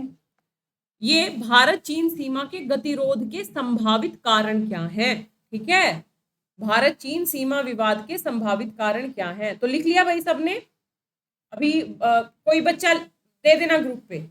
अब इस क्वेश्चन में आपको क्या करना पड़ेगा? इस क्वेश्चन में आपको, जो मैंने आपको लास्ट में 2 पेज बताए ना, सीमा विवाद क्या है, एलएसी पे लेके दोनों की सहमति नहीं है, 3 एरियाज है सीमा विवाद के, और यहाँ पे हम अक्सर क्या करते हैं, अक्सर हिंसक घटनाएं या फिर दोनों देशों के सैनिकों में तनाव देखने को मिलता है, जो मैंने वहां पे अभी आप लोगों को बताया था। फिर से बता देती हूँ, ये जो है ना, थोड़ा कल कल मैं ना इसको एक साथ थोड़ा जुड़वा लूंगी। आज मेरे पास टाइम नहीं था और मेरी टीम भागी हुई थी, मतलब भागी हुई नहीं, मेरी टीम में कोई था नहीं, तो मैंने क्या किया, ऐसे ही ले आई इसको जैसे था। भारत चीन सीमा विवाद, तो यहां से लिखना कि भाई स्पष्ट सीमांकित नहीं है, पहला पार्ट इसका, एलएसी को लेके सहमति नहीं है दोनों देशों के बीच में। उसके बाद आप क्या लिखोगे, सेम यही लिखना पड़ेगा, बस मैप बना दोगे तो सोने पे सुहागा हो जाएगा, है ना? तो सीमा स्पष्ट रूप से सीमांकित नहीं है, सहमति नहीं है, सीमांक एलएसी वो है जो भारतीय नियंत्रित क्षेत्र और ये चाइना नियंत्रित क्षेत्र को पृथक करती है। भारत द्वारा ये इतनी सीमा है, चाइना द्वारा इतनी सीमा है, इसको 3 भागों में बांटा जा सकता है। मैप बना दोगे तो मजा आ जाएगा भाई, अक्साई चीन है, ये मध्य भाग है, ये पूर्वी भाग है, और इसको लेके दोनों देशों में हमेशा तनातनी बढ़ती रही है, लेकिन वर्तमान में ये तनातनी और ज्यादा देखने को मिल रही है। चाहे डोकलाम मुद्दा है, चाहे गलवान घाटी का मुद्दा है। अभी मैं जब करंट पढ़ा दूंगी तो इसमें 1-2 आप करंट के एग्जाम्पल जोड़ देना, जो चाइना हमेशा अपनी सीमा क्षेत्र का, एलएसी का उल्लंघन करता रहता है। तो वर्तमान में ये गतिरोध और ज्यादा बढ़ते जा रहे हैं। इन गतिरोधों के बढ़ने के कारण क्या है, सीधा क्वेश्चन आएगा यहीं से, भाई कारण क्या है गतिरोध बढ़ने की, है ना? अब कारण पे बात कर लेते हैं, भाई कारण क्या है। कहाँ थी मैं? इतने लंबे चौड़े नोट्स है ना मैं। वर्तमान गतिरोध बढ़ने के कारण क्या है, तो एक एक करके इन विषयों पे पहला पार्ट आंसर का लिख लोगे। पहला पार्ट मैंने पूरा फ्रेमवर्क ही बता दिया। तो पहला कारण है जी, एलएसी से संलग्न क्षेत्र में अवसंरचना का विकास पहला अवरोध का कारण है। यानी विगत 1 दशक में देखें, भारत ने सीमा और एलएसी के से संलग्न क्षेत्र में अपनी उपस्थिति को सुदृढ़ करने के लिए अत्यधिक प्रयास किए हैं। भाई चाइना तो प्रयास कर ही रहा था, ये अक्साई चीन में आप देखोगे चाइना ने अवसंरचना, सेना, सब कुछ। भारत ने भी ना, अब आप देखोगे कि इस एलएसी के पास अपनी अवसंरचनाएं विकसित कर रहा है, अपनी सड़कें, है ना, और सेनाओं तक जो अत्याधुनिक तकनीक वगैरह ये सब विकसित कर रहा है भारत भी। भारत द्वारा सीमावर्ती सड़कों का विकास का अधिकांश कार्य लगभग पूर्ण कर लिया गया है। यह सड़क पश्चिमी क्षेत्र के उत्तरी सिरे में दौलत बेग ओल्डी में अवस्थित एक हवाई क्षेत्र को दक्षिण की ओर शोक और दरबुंग गांव से जोड़ती है। इतना फैक्ट याद रखने की जरूरत नहीं है, बस इतना याद रखने की जरूरत है कि भाई भारत भी इस एलएसी के इर्द गिर्द अब क्या कर रहा है, अपनी उपस्थिति दर्ज करा रहा है, स्ट्रॉन्ग तरीके से सड़कें बनवा रहा है, अवसंरचना का निर्माण कर रहा है। 2019 से में पूर्ण हुई यह डीएसडीबीओ बोलते हैं इसको, अगर याद रख लोगे डीएसडीबीओ, दरबुक व शौकत दौलत बेग ओल्डी सड़क पश्चिमी क्षेत्र में भारतीय सैन्य बल की पार्श्व आवाजाही लेटरल मूवमेंट को अत्यधिक सुविधाजनक बनाती है तथा यात्रा में लगभग 40% की कमी करती है। चाइना के कान खड़े होंगे कि नहीं होंगे? या फिर चाइना जब पहले, अगर मान लो सेना जब बहुत ही स्ट्रॉन्ग तरीके से खड़ी नहीं होगी भारत की, तो चाइना यदि थोड़ा बहुत उल्लंघन करता होगा तो पता भी नहीं लगता होगा। आप इस पॉइंट को समझिए। यानी पहला ही गतिरोध का कारण क्या है कि अब भारत भी ये जो एरियाज है, जो एलएसी से रिलेटेड एरियाज है, यहाँ पे बेहतर तरीके से अवसंरचना निर्माण कर रहा है, सड़कें बना रहा है। और इसमें आप ये एग्जाम्पल लिख सकते हो डीएसडीबीओ, जिसको बोलते हैं दरबुक व शौकत दौलत बेग, दरबुक व शौकत दौलत बेग ओल्डी, ठीक है, ये सड़क बनाई है और इससे सैनिकों की जो पहुंच है वो जल्दी हो सकेगी। इन एरियाज में लगभग 40% तक की कमी आई है। अपना माइक ऑफ करो भाई जिसका भी ऑन है, समझे? यानी पहला गतिरोध का कारण ही है कि एलएसी में संलग्न अवसंरचना का विकास। दूसरा प्रभाव क्या है, दूसरा कारण क्या है, डोकलाम प्रकरण का प्रभाव।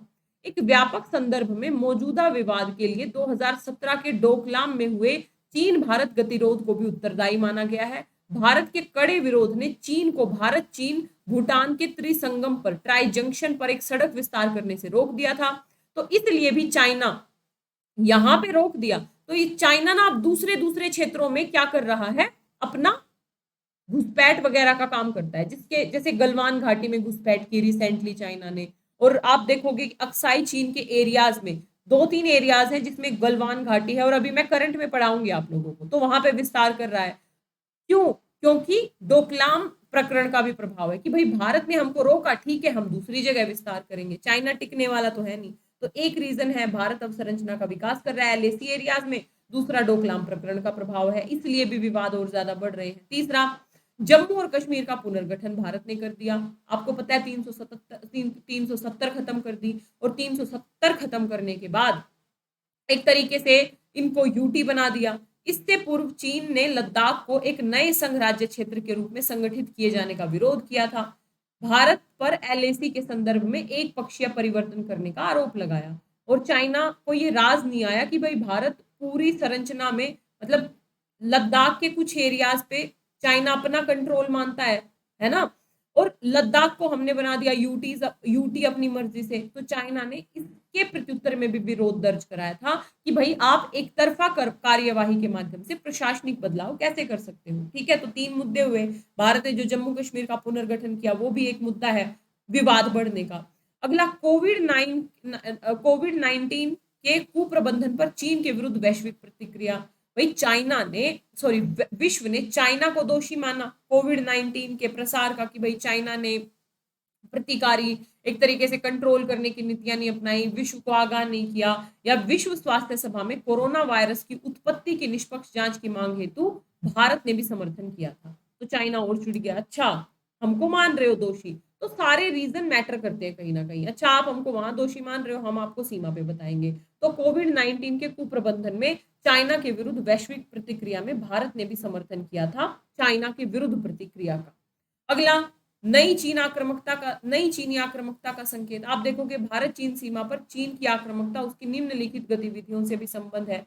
जैसे हांगकांग को नियंत्रित करने हेतु बीजिंग ने नया सुरक्षा कानून लागू किया, और दक्षिण चीन सागर में नव प्रशासनिक संरचना का निर्माण किया। यानी नई चीनी आक्रामकता की पॉलिसी का प्रभाव भारत चीन जो सीमा है उस पर भी पड़ रहा है। चाइना हर क्षेत्र में अपनी आक्रामकता को बढ़ा रहा है, चाहे वो हांगकांग का मुद्दा हो, चाहे वो दक्षिण चीन सागर का मुद्दा हो, तो उस आक्रामक नीति का प्रभाव भारत चीन सीमा पे भी देखने को मिलता है। अगला कारण, अगला है मजबूत समुद्री घटक के साथ क्वाड। भारत क्वाड में शामिल है। आपको पता है क्वाड क्या है, क्वाडिलेटरल क्या नाम है, सिक्योरिटी डायलॉग, और इसमें भारत, अमेरिका, ऑस्ट्रेलिया और जापान शामिल है। अब ये क्वाड है क्यों? भारत, भाई कहीं ना कहीं चाइना को पता है ना ये चाइना को घेरने के लिए है। तो ठीक है, चाइना कहता है ठीक है आप हो क्वाड में शामिल, हम आपको सीमा पे देखेंगे। तो मतलब ये भी एक बहुत बड़ा रीजन है। जैसे भारत की भागीदारी को चीन द्वारा संभावित चीन विरोधी लोकतंत्रों के गठजोड़ के रूप में देखा जा रहा है। तो इसकी प्रतिक्रिया स्वरूप भी चाइना क्या कर रहा है, सीमा पे बेसिकली विवादों को बढ़ा रहा है। तो अब मेरी बात समझे, क्वेश्चन कैसे बनेगा? अकेले सीमा विवाद से क्वेश्चन नहीं बनेगा, जुड़ के बनेगा कि भाई जो भी मैंने क्वेश्चन बताया कि चाइना जो सीमा विवाद है उसका उल्लेख करें कि क्या क्या विवाद है, और ये जो गतिरोध वर्तमान में बढ़ रहा है उसके 2-3 एग्जाम्पल देने पड़ेंगे कि भाई चाइना, चाहे अक्साई चीन के एरियाज हो, चाहे अरुणाचल प्रदेश के एरियाज हो, वहां पे आए दिन की घटनाएं हैं कि जो चीन के सैनिक हैं वो भारतीय परिधि में घुस जाते हैं। ये जो तनाव है ये और बढ़ता जा रहा है। तो ये जो गतिरोध बढ़ रहे हैं इसके क्या कारण है? तो कारण आप बता दोगे। तो कारण मैंने आप लोगों को बता दिए कि भाई एलएसी में भारत अवसंरचना का निर्माण कर रहा है, डोकलाम प्रकरण का प्रभाव है, जम्मू कश्मीर के पुनर्गठन का प्रभाव है, कोविड 19 में भारत के द्वारा चीन का विरोध करना वैश्विक एक तरीके से मंच पे, नई चीनी आक्रामकता के संकेत है। भाई जो नई जो पॉलिसी है आक्रामकता की उसका परिणाम भी है भारत और चाइना बॉर्डर्स पे जो हम आए दिन तनाव देखते हैं, और मजबूती समुद्री घटक के साथ जो भारत क्वाड में शामिल हुआ है उसका भी एक प्रभाव है क्या, कि दोनों देशों के बीच टकराव और ज्यादा बढ़ रहा है। अब मुझे बताओ, अब समझ में आया क्वेश्चन कैसे पूछेगा? अकेले सीमा विवाद पे तो क्वेश्चन ही नहीं बनता। यूपीएससी या स्टेट पीसीएस में भी वो आपसे ये अपेक्षा नहीं करते कि आप पूरे सीमा विवाद की हिस्ट्री बताओ कि भाई 1914 में क्या हुआ था, या अक्साई चीन की पूरा इतिहास बताओ, 1895 में क्या हुआ था, जैक मोहन रेखा क्या थी, मैकडोनल्ड रेखा क्या थी, बिल्कुल नहीं पूछेगा आपसे। आपको बस ये पता होना चाहिए सीमा विवाद कहाँ कहाँ है, और दोनों जो गतिरोध बढ़ रहे हैं वर्तमान में सीमाओं पे, उसके कारण क्या है। तो ये बताओ, अब आंसर कंप्लीट हो जाएगा। अब अच्छे से समझ में आ गया, थैंक गॉड भाई, अच्छे से समझ में आ गया। मैं पानी पी लूं कृपया करके, एक एहसान कर दिया आप लोगों ने समझ के मेरे।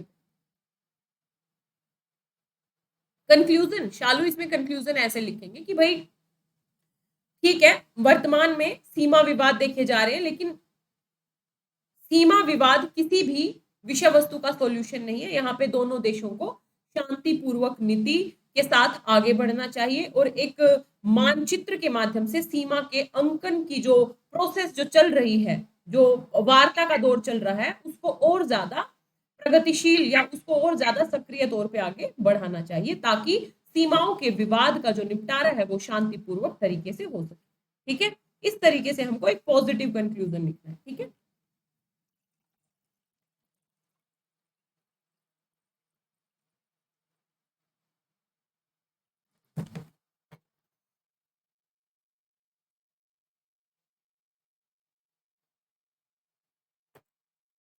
हांगकांग का इफेक्ट नहीं पड़ेगा इंडिया पे निशा, हांगकांग का इफेक्ट नहीं पड़ेगा। चाइना की पॉलिसी को बता रहा है कि ये जो चाइना की पॉलिसी है ना, भारत के प्रति एग्रेसिव नहीं हो रही है, ये हर देश के प्रति एग्रेसिव हो रही है।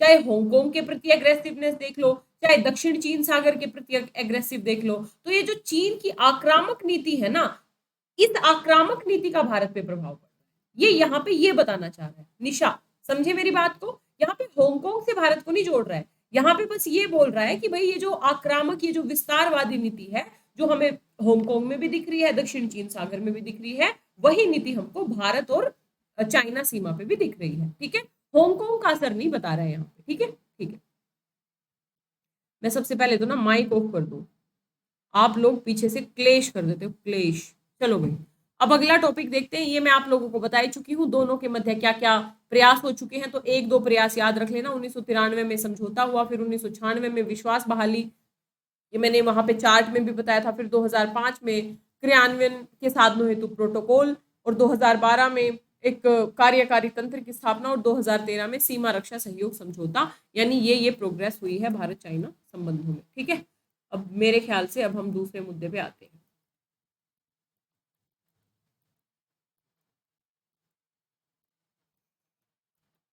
सीमाओं पर विवाद देख लें, तो सीमाओं पर विवाद में हम देखते हैं यहाँ पे कुछ छोटी छोटी चीजें हैं, इनको कंप्लीट, यार ये खुल क्यों नहीं रहा है, खुल गया।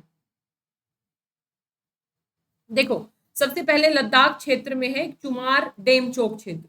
तो चुमार डेमचोक, या इसको आप ना केवल डेमचोक याद रख सकते हो। डेमचोक क्षेत्र में 2014 में सैन्य अनिर्णय की स्थिति, तो ये सीमाओं पे डेमचोक विवाद है, या फिर गलवान घाटी। ये दो तीन एग्जाम्पल याद रखोगे ना, तो आपको ये रहेगा, पता रहेगा कि हाँ भाई, यहाँ नई नई जगह पे भारत और चाइना के बीच में विवाद होता रहता है। तो डेमचोक क्षेत्र, गलवान घाटी, ठीक है, ये एक अलग वो हो गया। अब नदियां यदि हम देखें, नदियों की क्या सिचुएशन है भाई, देखो कितना खूबसूरत लग रहा है। ठीक है, भारत और चीन सिंधु और ब्रह्मपुत्र जैसे प्रमुख नदियों को साझा करते हैं। चाइना भी तिब्बत, ये सिंधु भी तिब्बत से निकलती है, जो कि कश्मीर होते हुए पाकिस्तान, और यहाँ से ब्रह्मपुत्र नदी भी आप देखते हो लगभग मानसरोवर के पास से ही ऐसे होती हुई अरुणाचल प्रदेश में गिरती है। दोनों देशों के बीच नदियों के जल को साझा करने के लिए कोई संधि नहीं है वर्तमान में। नदियों का जल कैसे साझा होगा, कोई संधि नहीं है दोनों देशों के बीच में। वर्तमान द्विपक्षीय एमओयू के अंतर्गत बाढ़ के मौसम में चाइना भारत को ब्रह्मपुत्र नदी, जिसको यारलुंग जांगबो बोलते हैं, हम ज्योग्राफी में पढ़ते हैं ना, यारलुंग जांगबो बोलते हैं तिब्बत में ब्रह्मपुत्र नदी को, और सतलुज नदी जिसको लांग जेन चांगबो बोलते हैं। इतना याद रखने की जरूरत नहीं है, बस इतना याद रख लोगे कि ब्रह्मपुत्र नदी और सतलुज नदी के संबंध में जल विज्ञान संबंधी जानकारी प्रदान करता है। ये मैंने कहाँ पढ़ाया था आपको, जब मैं भारत पाकिस्तान पढ़ा रही थी ना, तो बता रही थी कि यदि हम सिंधु जल समझौता रद्द करेंगे तो चाइना भी तो जल विज्ञान से संबंधित आंकड़े देना बंद कर देगा। तो ये वही बात बोल रहा है। यानी सिंधु, ब्रह्मपुत्र, सतलुज आदि नदियां शेयर करते हैं, कोई समझौता नहीं है। लेकिन चाइना बाढ़ के मौसम में इन नदियों से संबंधित जल विज्ञान के आंकड़े हमसे शेयर करता है। ये आप देख सकते हो भाई, ये है ब्रह्मपुत्रा, ठीक है, और यहाँ से फिर अलग अलग नदियां ये उधर से आती हैं, ठीक है। छोटी मोटी नदियां तो आती हैं, उनका तो कोई नाम ही नहीं है। भारत, चीन और बांग्लादेश के बीच ब्रह्मपुत्र के प्रबंधन के लिए कोई संयुक्त संधि नहीं है। अगली बात आपको ये पता होना चाहिए कि भारत, चाइना और बांग्लादेश, क्योंकि ये ब्रह्मपुत्र नदी चाइना से आई, तिब्बत से आई, अरुणाचल प्रदेश से होते हुए बांग्लादेश में, ये बांग्लादेश से होते हुए फिर ये गिर जाती है हिंद महासागर में, यानी तीनों देशों से बहती है, लेकिन तीनों के बीच में कोई संधि नहीं है। भारत और चीन ने बाढ़ के मौसम में, वही है जल विज्ञान डाटा, आपातकालीन प्रबंधन और अंतर सीमा नदियों से जुड़े मुद्दों पर पारस्परिक क्रिया और सहयोग पर चर्चा के लिए 2006 में एक विशेषज्ञ स्तरीय वार्ता की शुरुआत की थी, एक तंत्र की स्थापना की थी। आप ये समझ सकते हो कि चाइना और भारत के बीच में 2006 में एक तंत्र बना, जिसके माध्यम से चाइना जल विज्ञान संबंधित आंकड़े इन नदियों के शेयर करता है भारत के साथ। चीन द्वारा 15 मई से 15 अक्टूबर के बीच मानसून में नदियों के जल संबंधी आंकड़े 2013 में हस्ताक्षरित, मतलब ये बेसिकली इतना याद नहीं रखना है कितने से कितने बीच, लगभग बाढ़ या के आसपास वाले जो आंकड़े हैं ना, ये साझा करता है चाइना भारत के साथ, बस इतना याद रखना है। नदियों से संबंधित जुड़ के क्वेश्चन आएगा, फिर नदी विवाद क्या होते हैं, इसका क्या अर्थव्यवस्था पे प्रभाव पड़ता है, तो फिर वो मैं करंट में करवा दूंगी। बस आपको इतना पता होना चाहिए कि भाई कौन कौन सी नदियां शेयर होती हैं, कोई समझौता है क्या, चाइना क्या करता है। तो चाइना जल विज्ञान से संबंधित आंकड़े शेयर करता है। यदि चाइना आंकड़े शेयर ना करे तो हम जो बाढ़ प्रबंधन, बाढ़ मैनेजमेंट वगैरह करते हैं, उसके ऊपर नकारात्मक असर पड़ सकता है, ठीक है। इसमें व्यापार आगे है, व्यापार में कुछ यहाँ पे दिया नहीं है, क्योंकि व्यापार आगे मैं करंट से ऐड ऑन करके बताऊंगी आप लोगों को, इसी स्लाइड में आगे जाके है वो कितना व्यापार है, कैसे है, हम कैसे आत्मनिर्भर बन सकते हैं, चाइना के ऊपर हमारी डिपेंडेंसी कितना है, वो मैं आगे बताऊंगी। भू सामरिक प्रतिस्पर्धा, बहुपक्षीय जुड़ाव, ये यहाँ तक देख लेते हैं, OBOR, और फिर मैं सीधा यहाँ के बारे में तो मैं यहाँ से आगे तो मैं करवा ही चुकी हूँ। एक बार मैं टाइमिंग देख लूँ, इतना मैं करवाने के, व्यापार में आपको बता चुकी हूँ, मैं आगे करवाऊंगी। यहाँ तक किसी भी बच्चे को कोई दिक्कत है तो बता दो मैम। प्रभाव के रीजन को डिफाइन करेंगे, क्या बोल रहे हो, प्रभाव के, क्या, कौन से प्रभाव के, अजय मैं नहीं समझी बच्चे, कौन से प्रभाव की बात कर रहे हो आप। मैम तब तो चाइना रोक सकता है ब्रह्मपुत्र के जल को, बिल्कुल रोक सकता है भाई।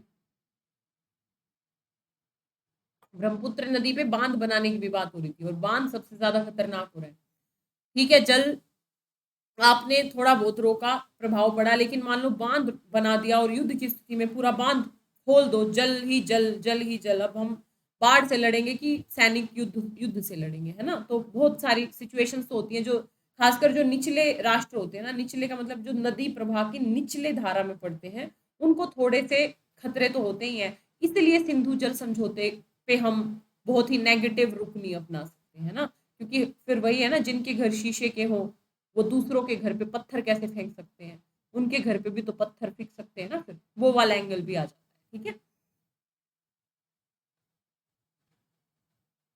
चलो भाई, भू सामरिक प्रतिस्पर्धा डिटेल से अलग अलग देखेंगे, लेकिन यहाँ आप लोगों को थोड़ा थोड़ा पढ़ते चलना है कि भाई भू सामरिक प्रतिस्पर्धा का मतलब क्या है। भारत और चीन के बीच संबंध कथित और वास्तविक प्रतिस्पर्धा से आकार ग्रहण करते हैं और प्रभावित होते हैं, जो संघर्ष में परिवर्तित हो सकते हैं, अन्य प्रबंधित करने की आवश्यकता है। यानी प्रतिस्पर्धा कई स्तर पे है। जियो स्ट्रेटेजिक की बात करें कि भाई दोनों की लोकेशन देख लो, है ना, दक्षिण चीन सागर में चाइना का कंट्रोल है, भारत का व्यापार यहाँ से होता है, तो यहाँ पे चाइना का कंट्रोल है। हिंद महासागर की आप यदि आप बात करें तो यहाँ पे भारत प्रमुख स्थिति में है, यहाँ से चाइना का बड़े स्तर पे व्यापार होता है, तो दोनों भू सामरिक स्तर पे प्रतिस्पर्धा करते हैं, कंपटीशन करते हैं। भारत और चीन का उदय एक जैसा ही है। ऐतिहासिक रूप से देखें तो शक्तियों के उदय के परिणाम स्वरूप संघर्ष हुआ, दोनों उपनिवेशवाद के खिलाफ लड़े हैं, जैसे दक्षिण एशिया, दक्षिण पूर्व, भारत, प्रशांत अफ्रीका के कुछ, कोई जरूरत नहीं है, आगे बढ़ो। बहुत सारे मुद्दे हैं यार, ये अलग अलग मैं पढ़ाऊंगी, जैसे स्ट्रिंग ऑफ पर्ल्स का मुद्दा है। अब स्ट्रिंग ऑफ पर्ल्स इतना से काम नहीं चलेगा, आपको ना पूरा डिटेल में पढ़ना पड़ेगा। स्ट्रिंग ऑफ पर्ल्स क्या है, चाइना क्या कर रहा है स्ट्रिंग ऑफ पर्ल्स के नीति के तहत, किस किस देश में किस मतलब कौन कौन सी एक तरीके से योजनाएं चला रहा है, भारत उसका उत्तर कैसे दे रहा है। तो स्ट्रिंग ऑफ पर्ल्स पे बहुत डिटेल से क्वेश्चन में पढ़ाऊंगी आप लोगों को। लेकिन आप देख सकते हो कि यदि मैं प्रतिस्पर्धा की बात करूं तो स्ट्रिंग ऑफ पर्ल्स के माध्यम से प्रतिस्पर्धा चल रही है दोनों देशों में, वन बेल्ट वन रोड के माध्यम से प्रतिस्पर्धा चल रही है दोनों देशों के माध्यम से, है ना। तो ये प्रतिस्पर्धाएं आप देख सकते हो, जैसे आपने यहाँ पे स्ट्रिंग ऑफ पर्ल्स देखा, यहाँ पे वन बेल्ट वन रोड देखा, ये दोनों टॉपिक ये मत सोचना कंप्लीट हो। स्ट्रिंग ऑफ पर्ल्स अलग से पूरा, वन बेल्ट वन रोड अलग से पूरा, क्या है, क्या प्रभाव पड़ेगा, ठीक है, इतना देख लिया। यानी बहुपक्षीय जो भूस्तरीय जो प्रतिस्पर्धा है उसमें हम दोनों की अलग अलग पॉलिसी देख सकते हैं, और विशेषकर चाइना का देखेंगे, OBOR है, स्ट्रिंग ऑफ पर्ल्स है ना, और भी बहुत सारे योजनाएं हैं। और ये जो इधर वाली है ना स्ट्रिंग ऑफ पर्ल्स में सारी चीजें आ गई, ग्वादर, CPEC, है ना, और यहाँ पे हम्बन टोटा, यहाँ पे आपका बांग्लादेश और म्यांमार और जिबूती, ये सारी परियोजनाएं स्ट्रिंग ऑफ पर्ल्स में ही आ गई। या तो इसको इकट्ठा स्ट्रिंग ऑफ पर्ल्स कह लो, या फिर मैं अलग अलग देश के माध्यम से इसको डिफाइन करती, जो कि मैं डिफाइन करूंगी कहाँ पे, स्ट्रिंग ऑफ पर्ल्स जब मैं आपको पढ़ाऊंगी। यानी प्रतिस्पर्धा दोनों देशों के बीच में दिख रही है, लेकिन इस प्रतिस्पर्धा के साथ साथ हमें बहुपक्षीय जुड़ाव भी दिख रहा है। यहां से क्वेश्चन बनता है भाई, भारत और चाइना में भू क्या नाम है इसका, सामरिक प्रतिस्पर्धा के साथ साथ बहुपक्षीय जुड़ाव के चिन्ह भी देखने को मिलते हैं। आप इस बात से कैसे सहमत हैं? तो जो सामरिक प्रतिस्पर्धा है वो हमें चाइना की अलग अलग पॉलिसी और भारत की अलग अलग पॉलिसी के माध्यम से दिख रही है। जैसे चाइना की स्ट्रिंग ऑफ पर्ल्स है, OBOR है, भारत क्वाड में शामिल हो रहा है, भारत दक्षिण प्रशांत, ये हिंद प्रशांत महासागर में अपनी रुचि बहुत पॉजिटिव तरीके से दिखा रहा है ना। तो दोनों की प्रतिस्पर्धा भी दिखती है, लेकिन दोनों का बहुपक्षीय जुड़ाव भी है। जैसे कहाँ जुड़ाव है, तो भाई हम सबसे पहले तो समुद्री डकैती के विरुद्ध दोनों अभियान छेड़े हुए हैं। जैसे अदन की खाड़ी और हॉर्न ऑफ अफ्रीका वाला रीजन है, जो बबल मंदेव जल संधि है, जहां पे वहां पे बड़ी समस्या रहती है इन समुद्री डकैतों की। तो वहां पे भारत और चीन नौसैनिक समन्वय करके उस समस्या से निजात पाने में मिलके काम कर रहे हैं, ठीक है। तो पहला जुड़ाव हमको कहाँ दिखता है, समुद्री डकैती में दोनों मिलके काम कर रहे हैं। दूसरा BCIM गलियारा, ये BCIM क्या है, तो बांग्लादेश, चीन, भारत और म्यांमार, बांग्लादेश, चाइना, इंडिया और म्यांमार गलियारा, ये आर्थिक गलियारे के माध्यम से क्षेत्रीय जुड़ाव को प्रोत्साहन देने के लिए वार्ताएं कर रहे हैं कि भाई BCIM, ये बांग्लादेश, चाइना, इंडिया और म्यांमार, आपस में हम आर्थिक जुड़ाव करें, आपस में हम एक तरीके से, यहाँ पे इसके 3T होते हैं, यानी ट्रेड को बढ़ावा देंगे, टूरिज्म को बढ़ावा देंगे, है ना। तो ये सारी चीजें यानी BCIM के माध्यम से दोनों जुड़े हुए हैं। ब्रिक्स के माध्यम से दोनों जुड़े हुए हैं। ब्रिक्स आप सबको पता है, मैं शॉर्ट्स में भी बता चुकी हूँ, अलग से मैं संगठनों में पढ़ाऊंगी इसको, है ना। ब्रिक्स क्या है, एक बहुपक्षीय सहयोग को बढ़ावा देने का मंच है। इसमें रूस, ब्राजील, आपको पता है ब्राजील, रशिया, इंडिया, चाइना और साउथ अफ्रीका 5 देश शामिल हैं। तो इसमें भी क्या है, भारत और चाइना मिलके काम कर रहे हैं। रिक की बात कर लो, रशिया, इंडिया, चाइना, तो रिक के माध्यम से भी दोनों देश मिलकर काम कर रहे हैं, जिसमें वैश्विक चुनौतियां जैसे कट्टरपंथी विचार, आतंकवादी खतरे, अफगानिस्तान और पश्चिम एशिया के मुद्दे पर सामान्य स्थितियों को सुविधाजनक बनाना है। SCO के माध्यम से काम कर रहे हैं। शंघाई सहयोग संगठन में भी भारत और चाइना एक साथ है ना। आपको पता होना चाहिए कि भारत और चीन और भारत दोनों ही सदस्य हैं। आतंकवाद का सामना करना और भी बहुत सारे मुद्दे हैं इस SCO के सामने, यानी अलग अलग मुद्दों पर चाइना और भारत मिलकर काम कर रहे हैं।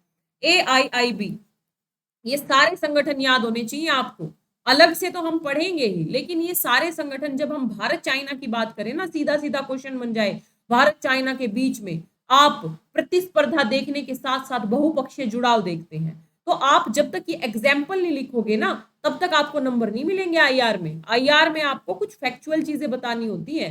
जैसे AIIB है, चीन की एक बहुपक्षीय पहल है, जिसमें भारत दूसरे सबसे बड़े पूंजी, ये है ना एशियन, और ये कुछ बैंक करके है, ठीक है। AIIB में दोनों देश जुड़े हुए हैं। G20 में दोनों देश जुड़े हुए हैं, जो कि उभरती हुई अर्थव्यवस्थाओं का एक समूह है। हालांकि NSG यहाँ पे पता नहीं क्यों लिख दिया, NSG में तो चाइना भारत का विरोध करता है। हालांकि NSG में भी तो दोनों देश हैं ना, चीन और भारत दोनों देश हैं NSG में भी। तो यदि आप लोगों से ये पूछा जाए कि भाई प्रतिस्पर्धा, तो प्रतिस्पर्धा के एंगल तो मैं आपको बताऊंगी ही। और एक बात याद रखना, जब भारत चाइना रिलेशन कंप्लीट हो जाएगा ना हमारा 2-3 दिन में, उसके बाद आपको कोई डाउट नहीं रहेगा। अभी जैसे कई बच्चों के दिमाग में ये होगा और क्या हो सकते हैं प्रतिस्पर्धा के पॉइंट, वो मैं बताऊंगी कहाँ कहाँ समस्याएं हैं भारत और चाइना के बीच में, व्यापार की क्या समस्याएं हैं, पॉलिसीज की क्या समस्याएं हैं, अलग अलग पॉलिसी बताऊंगी। उसके बाद आपको डाउट नहीं रहेगा। अगर आप सोचते हो पहले ही हमको सब कुछ समझ में आ जाए, हम BCIM क्या है, रिक क्या है, ब्रिक क्या है ना, ये अंतरराष्ट्रीय संगठन है जो अलग अलग स्तर पे काम करते हैं। तो सीधा सीधा क्वेश्चन यहाँ से बनता है, प्रतिस्पर्धा के साथ बहुपक्षीय जुड़ाव, और बहुपक्षीय जुड़ाव में जब तक आप समुद्री डकैती, BCIM, ब्रिक्स, रिक, SCO, AIIB, G20 इत्यादि का जिक्र नहीं करोगे तब तक आपका आंसर अधूरा माना जाएगा। जैसे BCIM में बता दूं आपको, Bangladesh China India Myanmar corridor, तो ये क्या है भाई, BCIM नामक पहल चीन का यूनान प्रांत की राजधानी 1999 में शुरू की गई थी। इसका उद्देश्य था एक उप क्षेत्रीय आर्थिक सहयोग, यानी एक उप क्षेत्रीय आर्थिक सहयोग बनाया जाए इन चारों देशों का। इसका क्या नाम है, बांग्लादेश का, चाइना का, इंडिया का और म्यांमार का। दो प्रमुख उद्देश्यों ने BCIM को गति प्रदान की। क्या क्या करेंगे भाई BCIM के माध्यम से, एक तो आर्थिक एकता, जिसके अंतर्गत एशिया का भी एकीकरण संभव हो सकता है, यानी एक तो आर्थिक तौर पे काम करेंगे चारों देश मिलके, दूसरा सीमा क्षेत्रों का विकास करेंगे, यानी जो बॉर्डर एरियाज हैं वहां पे कनेक्टिविटी बढ़ाएंगे। बॉर्डर एरियाज में जब सड़क, रेलवे इत्यादि के द्वारा Bangladesh, China, India, Myanmar connectivity बढ़ाएंगे तो चारों देशों का आर्थिक विकास होगा ना। तो यानी आर्थिक एकता, सीमा क्षेत्रों का विकास और BCIM की प्राथमिकता कार्यसूची का विकास। प्राथमिकता जैसे आप देखोगे कि इसमें 3T, BCIM में 3T की अवधारणा काम करती है, और अब इस 3T को बदल के TTE कर दिया है, TTT और E। मतलब क्या है, ट्रेड, ट्रांसपोर्ट एंड टूरिज्म, यानी BCIM का एक कार्य योजना क्या है कि हम TTT यानी ट्रेड, टूरिज्म और ट्रांसपोर्ट, इन तीनों का विकास करेंगे। यदि हम BCIM की अवधारणा को विकसित करें तो चारों देशों का आर्थिक विकास हो सकता है, अवसंरचनात्मक विकास हो सकता है, और इसके माध्यम से हम ट्रेड को बढ़ा सकते हैं, हम ट्रांसपोर्ट को बढ़ा सकते हैं, हम टूरिज्म को बढ़ा सकते हैं। और अब ये TTT से आगे बढ़ के हो गई है TT, मतलब ट्रेड, ट्रांसपोर्ट और एनर्जी, यानी हम एनर्जी का भी आदान प्रदान कर सकते हैं। ये है BCIM। इसी तरीके से, यानी BCIM बहुत डिटेल में नहीं पढ़ना है, बस आपको ये पता होना चाहिए BCIM नामक कुछ है। तो BCIM में बांग्लादेश, चाइना, इंडिया, म्यांमार चार देशों का एक उप क्षेत्रीय आर्थिक सहयोग के तौर पे देखा जा रहा है। इसकी वार्ताएं बहुत प्रगति में हैं। इसके उद्देश्य हैं आर्थिक विकास करना, सीमा क्षेत्रों का विकास करना और प्राथमिकता कार्यसूची को सामने रखना। और इसकी प्राथमिक कार्यसूची में है TTT यानी ट्रेड, टूरिज्म और ट्रेड, ट्रांसपोर्ट और टूरिज्म, जो कि अब ट्रेड, ट्रांसपोर्ट और एनर्जी तक विस्तारित होता जा रहा है ताकि चारों देश मिलकर काम करें। ठीक है, BCIM अलग से बता दिया, यानी बहुपक्षीय निकायों के माध्यम से इंडिया, चाइना मिलकर काम कर रहे हैं ना भाई। और अगला OBOR, ये फिर कल करेंगे OBOR डिटेल्स में। एक बार आपको ये बता देती हूँ हम क्या क्या पढ़ेंगे कल। देखो, आज मैंने आप लोगों को सीमा विवाद समझा दिया, बहुपक्षीय मुद्दे वगैरह ये सब समझा दिया, कहाँ कहाँ हम साथ है, कहाँ कहाँ गतिरोध है, गतिरोध के पॉइंट और बताऊंगी। अब हम देख लो एक बार क्या क्या पढ़ेंगे हम। निपटान तंत्र हो गया। एक पूर्ण विकसित, आपसे कभी भी क्वेश्चन पूछा जा सकता है कि एक पूर्ण विकसित भारत चीन युद्ध की संभावना है क्या, यदि नहीं तो क्यों। भाई भारत और चाइना युद्ध हो सकता है क्या भविष्य में, तो इस पे आपसे क्वेश्चन पूछा जा सकता है।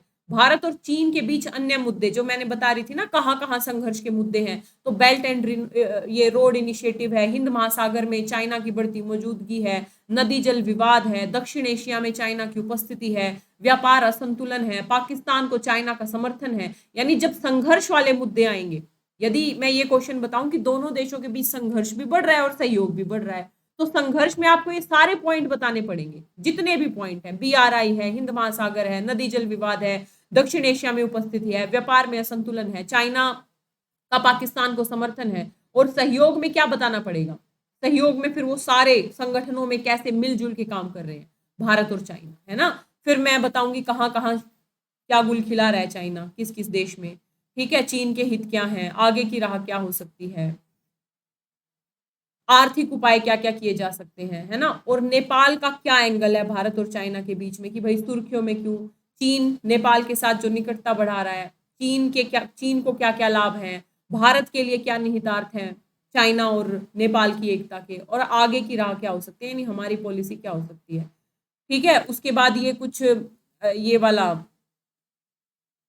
जो नया भूमि सीमा कानून आया चाइना का, तो ये क्यों सुर्खियों में, ये क्या है, ये मैं आप लोगों को बताऊंगी। भारत के लिए क्यों चिंता है, सीमा विवाद मैंने आपको बता दिया। ठीक है, उसके बाद ये फिर से क्या क्या मुद्दे हैं भारत और चाइना के बीच में, मतलब इतनी बार बता दूंगी ना आपको। आपको सोते सोते भी यदि कोई पूछेगा ना ये बताओ भारत और चाइना के बीच क्या मुद्दे हैं, तो आप 8 पॉइंट बता सकते हो। इसी तरीके से अगर आप पढ़ोगे तो सिलेक्शन होगा, इस बात को ध्यान रखना। आप कितना भी विस्तार से एक एक चीज को पढ़ लो और फिर अलग से, बहुत लंबा चौड़ा है यार, 3-4 दिन जाएगा चाइना, ध्यान रखना। फिर आप लोगों को मैं अलग से स्ट्रिंग ऑफ पर्ल्स पढ़ाऊंगी, अलग से मैं आप लोगों को BOR पढ़ाऊंगी, और अलग से दक्षिण चीन सागर क्या है, उसका विवाद क्या है, चाइना का रुख क्या है, भारत का रुख क्या है। समझ में आया कुछ? राम मनु, लिंक भेज दूंगी बच्चे, आप ऐड हो जाना। ठीक है, लिंक भेज दूंगी, मुझे व्हाट्सएप पे प्लीज एक बार याद दिला देना। क्या बोल रहे हो, सारे क्वेश्चन वैसे करना मैम, रिटर्न करते हैं तो अच्छे से समझ आता है। बिल्कुल सही बात है, जब लिखोगे तो मैंने क्वेश्चन दे ही दिया आपको। और आज के लिए इतना इनफ है। आज मैंने दूसरा एरिया भी पढ़ाया नहीं ना, जैसे दूसरा क्वेश्चन में दे सकती थी आपको कि भारत और चाइना के बीच संघर्ष के क्या क्या एरियाज हैं, मतलब संघर्ष के क्या क्या कारण हैं भारत और चीन के बीच, या फिर इसको जैसे वर्तमान संदर्भ में देखें तो भारत और चीन के बीच संघर्ष के क्या क्या कारण हैं, और बहुपक्षीय जुड़ाव के कौन कौन से केंद्र हैं, या फिर संघर्ष होते हुए भी भारत और चाइना के बीच बहुपक्षीय जुड़ाव है। तो उसमें फिर वही संघर्ष के क्षेत्र बताने पड़ेंगे, हम कहाँ पे एक दूसरे से जुड़े हुए हैं ये बताना पड़ेगा, और कंक्लूजन हमेशा पॉजिटिव देना है कि संघर्ष तो है, लेकिन संतुलन के आधार पे दोनों देशों को अर्थव्यवस्था पे ध्यान केंद्रित करना चाहिए, और भारत को भी अपनी सुरक्षा को मजबूती देते हुए वार्ता के माध्यम से शांति का प्रयास करना चाहिए, है ना। समझ में आया? ये बता दो कि आप क्या बोल रहे हैं मैम, हिस्ट्री ऑप्शनल के लिए यार सबसे पहले रिया एनसीईआरटी पढ़ लो अगर समय है तो, है ना। उसके बाद हिस्ट्री ऑप्शनल में शुरू करवाऊंगी मॉडर्न हिस्ट्री से, मजेदार, मॉडर्न या वर्ल्ड से। पहले सेकंड पेपर कंप्लीट करेंगे हिस्ट्री ऑप्शनल में, उसके बाद आएंगे फर्स्ट पेपर। कल क्लास यार, कल क्लास नहीं लेते हैं सोहेल, है ना, सैटरडे और संडे 2 दिन आप लोग, वैसे मैं बता दूंगी अगर मेरा मूड हुआ, मेरे को कहीं जाना नहीं हुआ तो मैं कर बता दूंगी आपको, ग्रुप पे बता दूंगी। ठीक है करिश्मा, मुझे कॉल कर लेना अभी क्लास के बाद, कॉल कर लेना, कोई दिक्कत नहीं है। ठीक है, तो स्वस्थ रहिए, मस्त रहिए, पढ़ते रहिए, कृपया करके रिवीजन करते रहिए। मैं नोट्स अपलोड कर दूंगी आप लोगों को अभी थोड़ी देर में। नोट्स को एक बार कम से कम सरसरी निगाह से देख लेना। ठीक है, तो जय हिंद, जय भारत, ऑल द बेस्ट।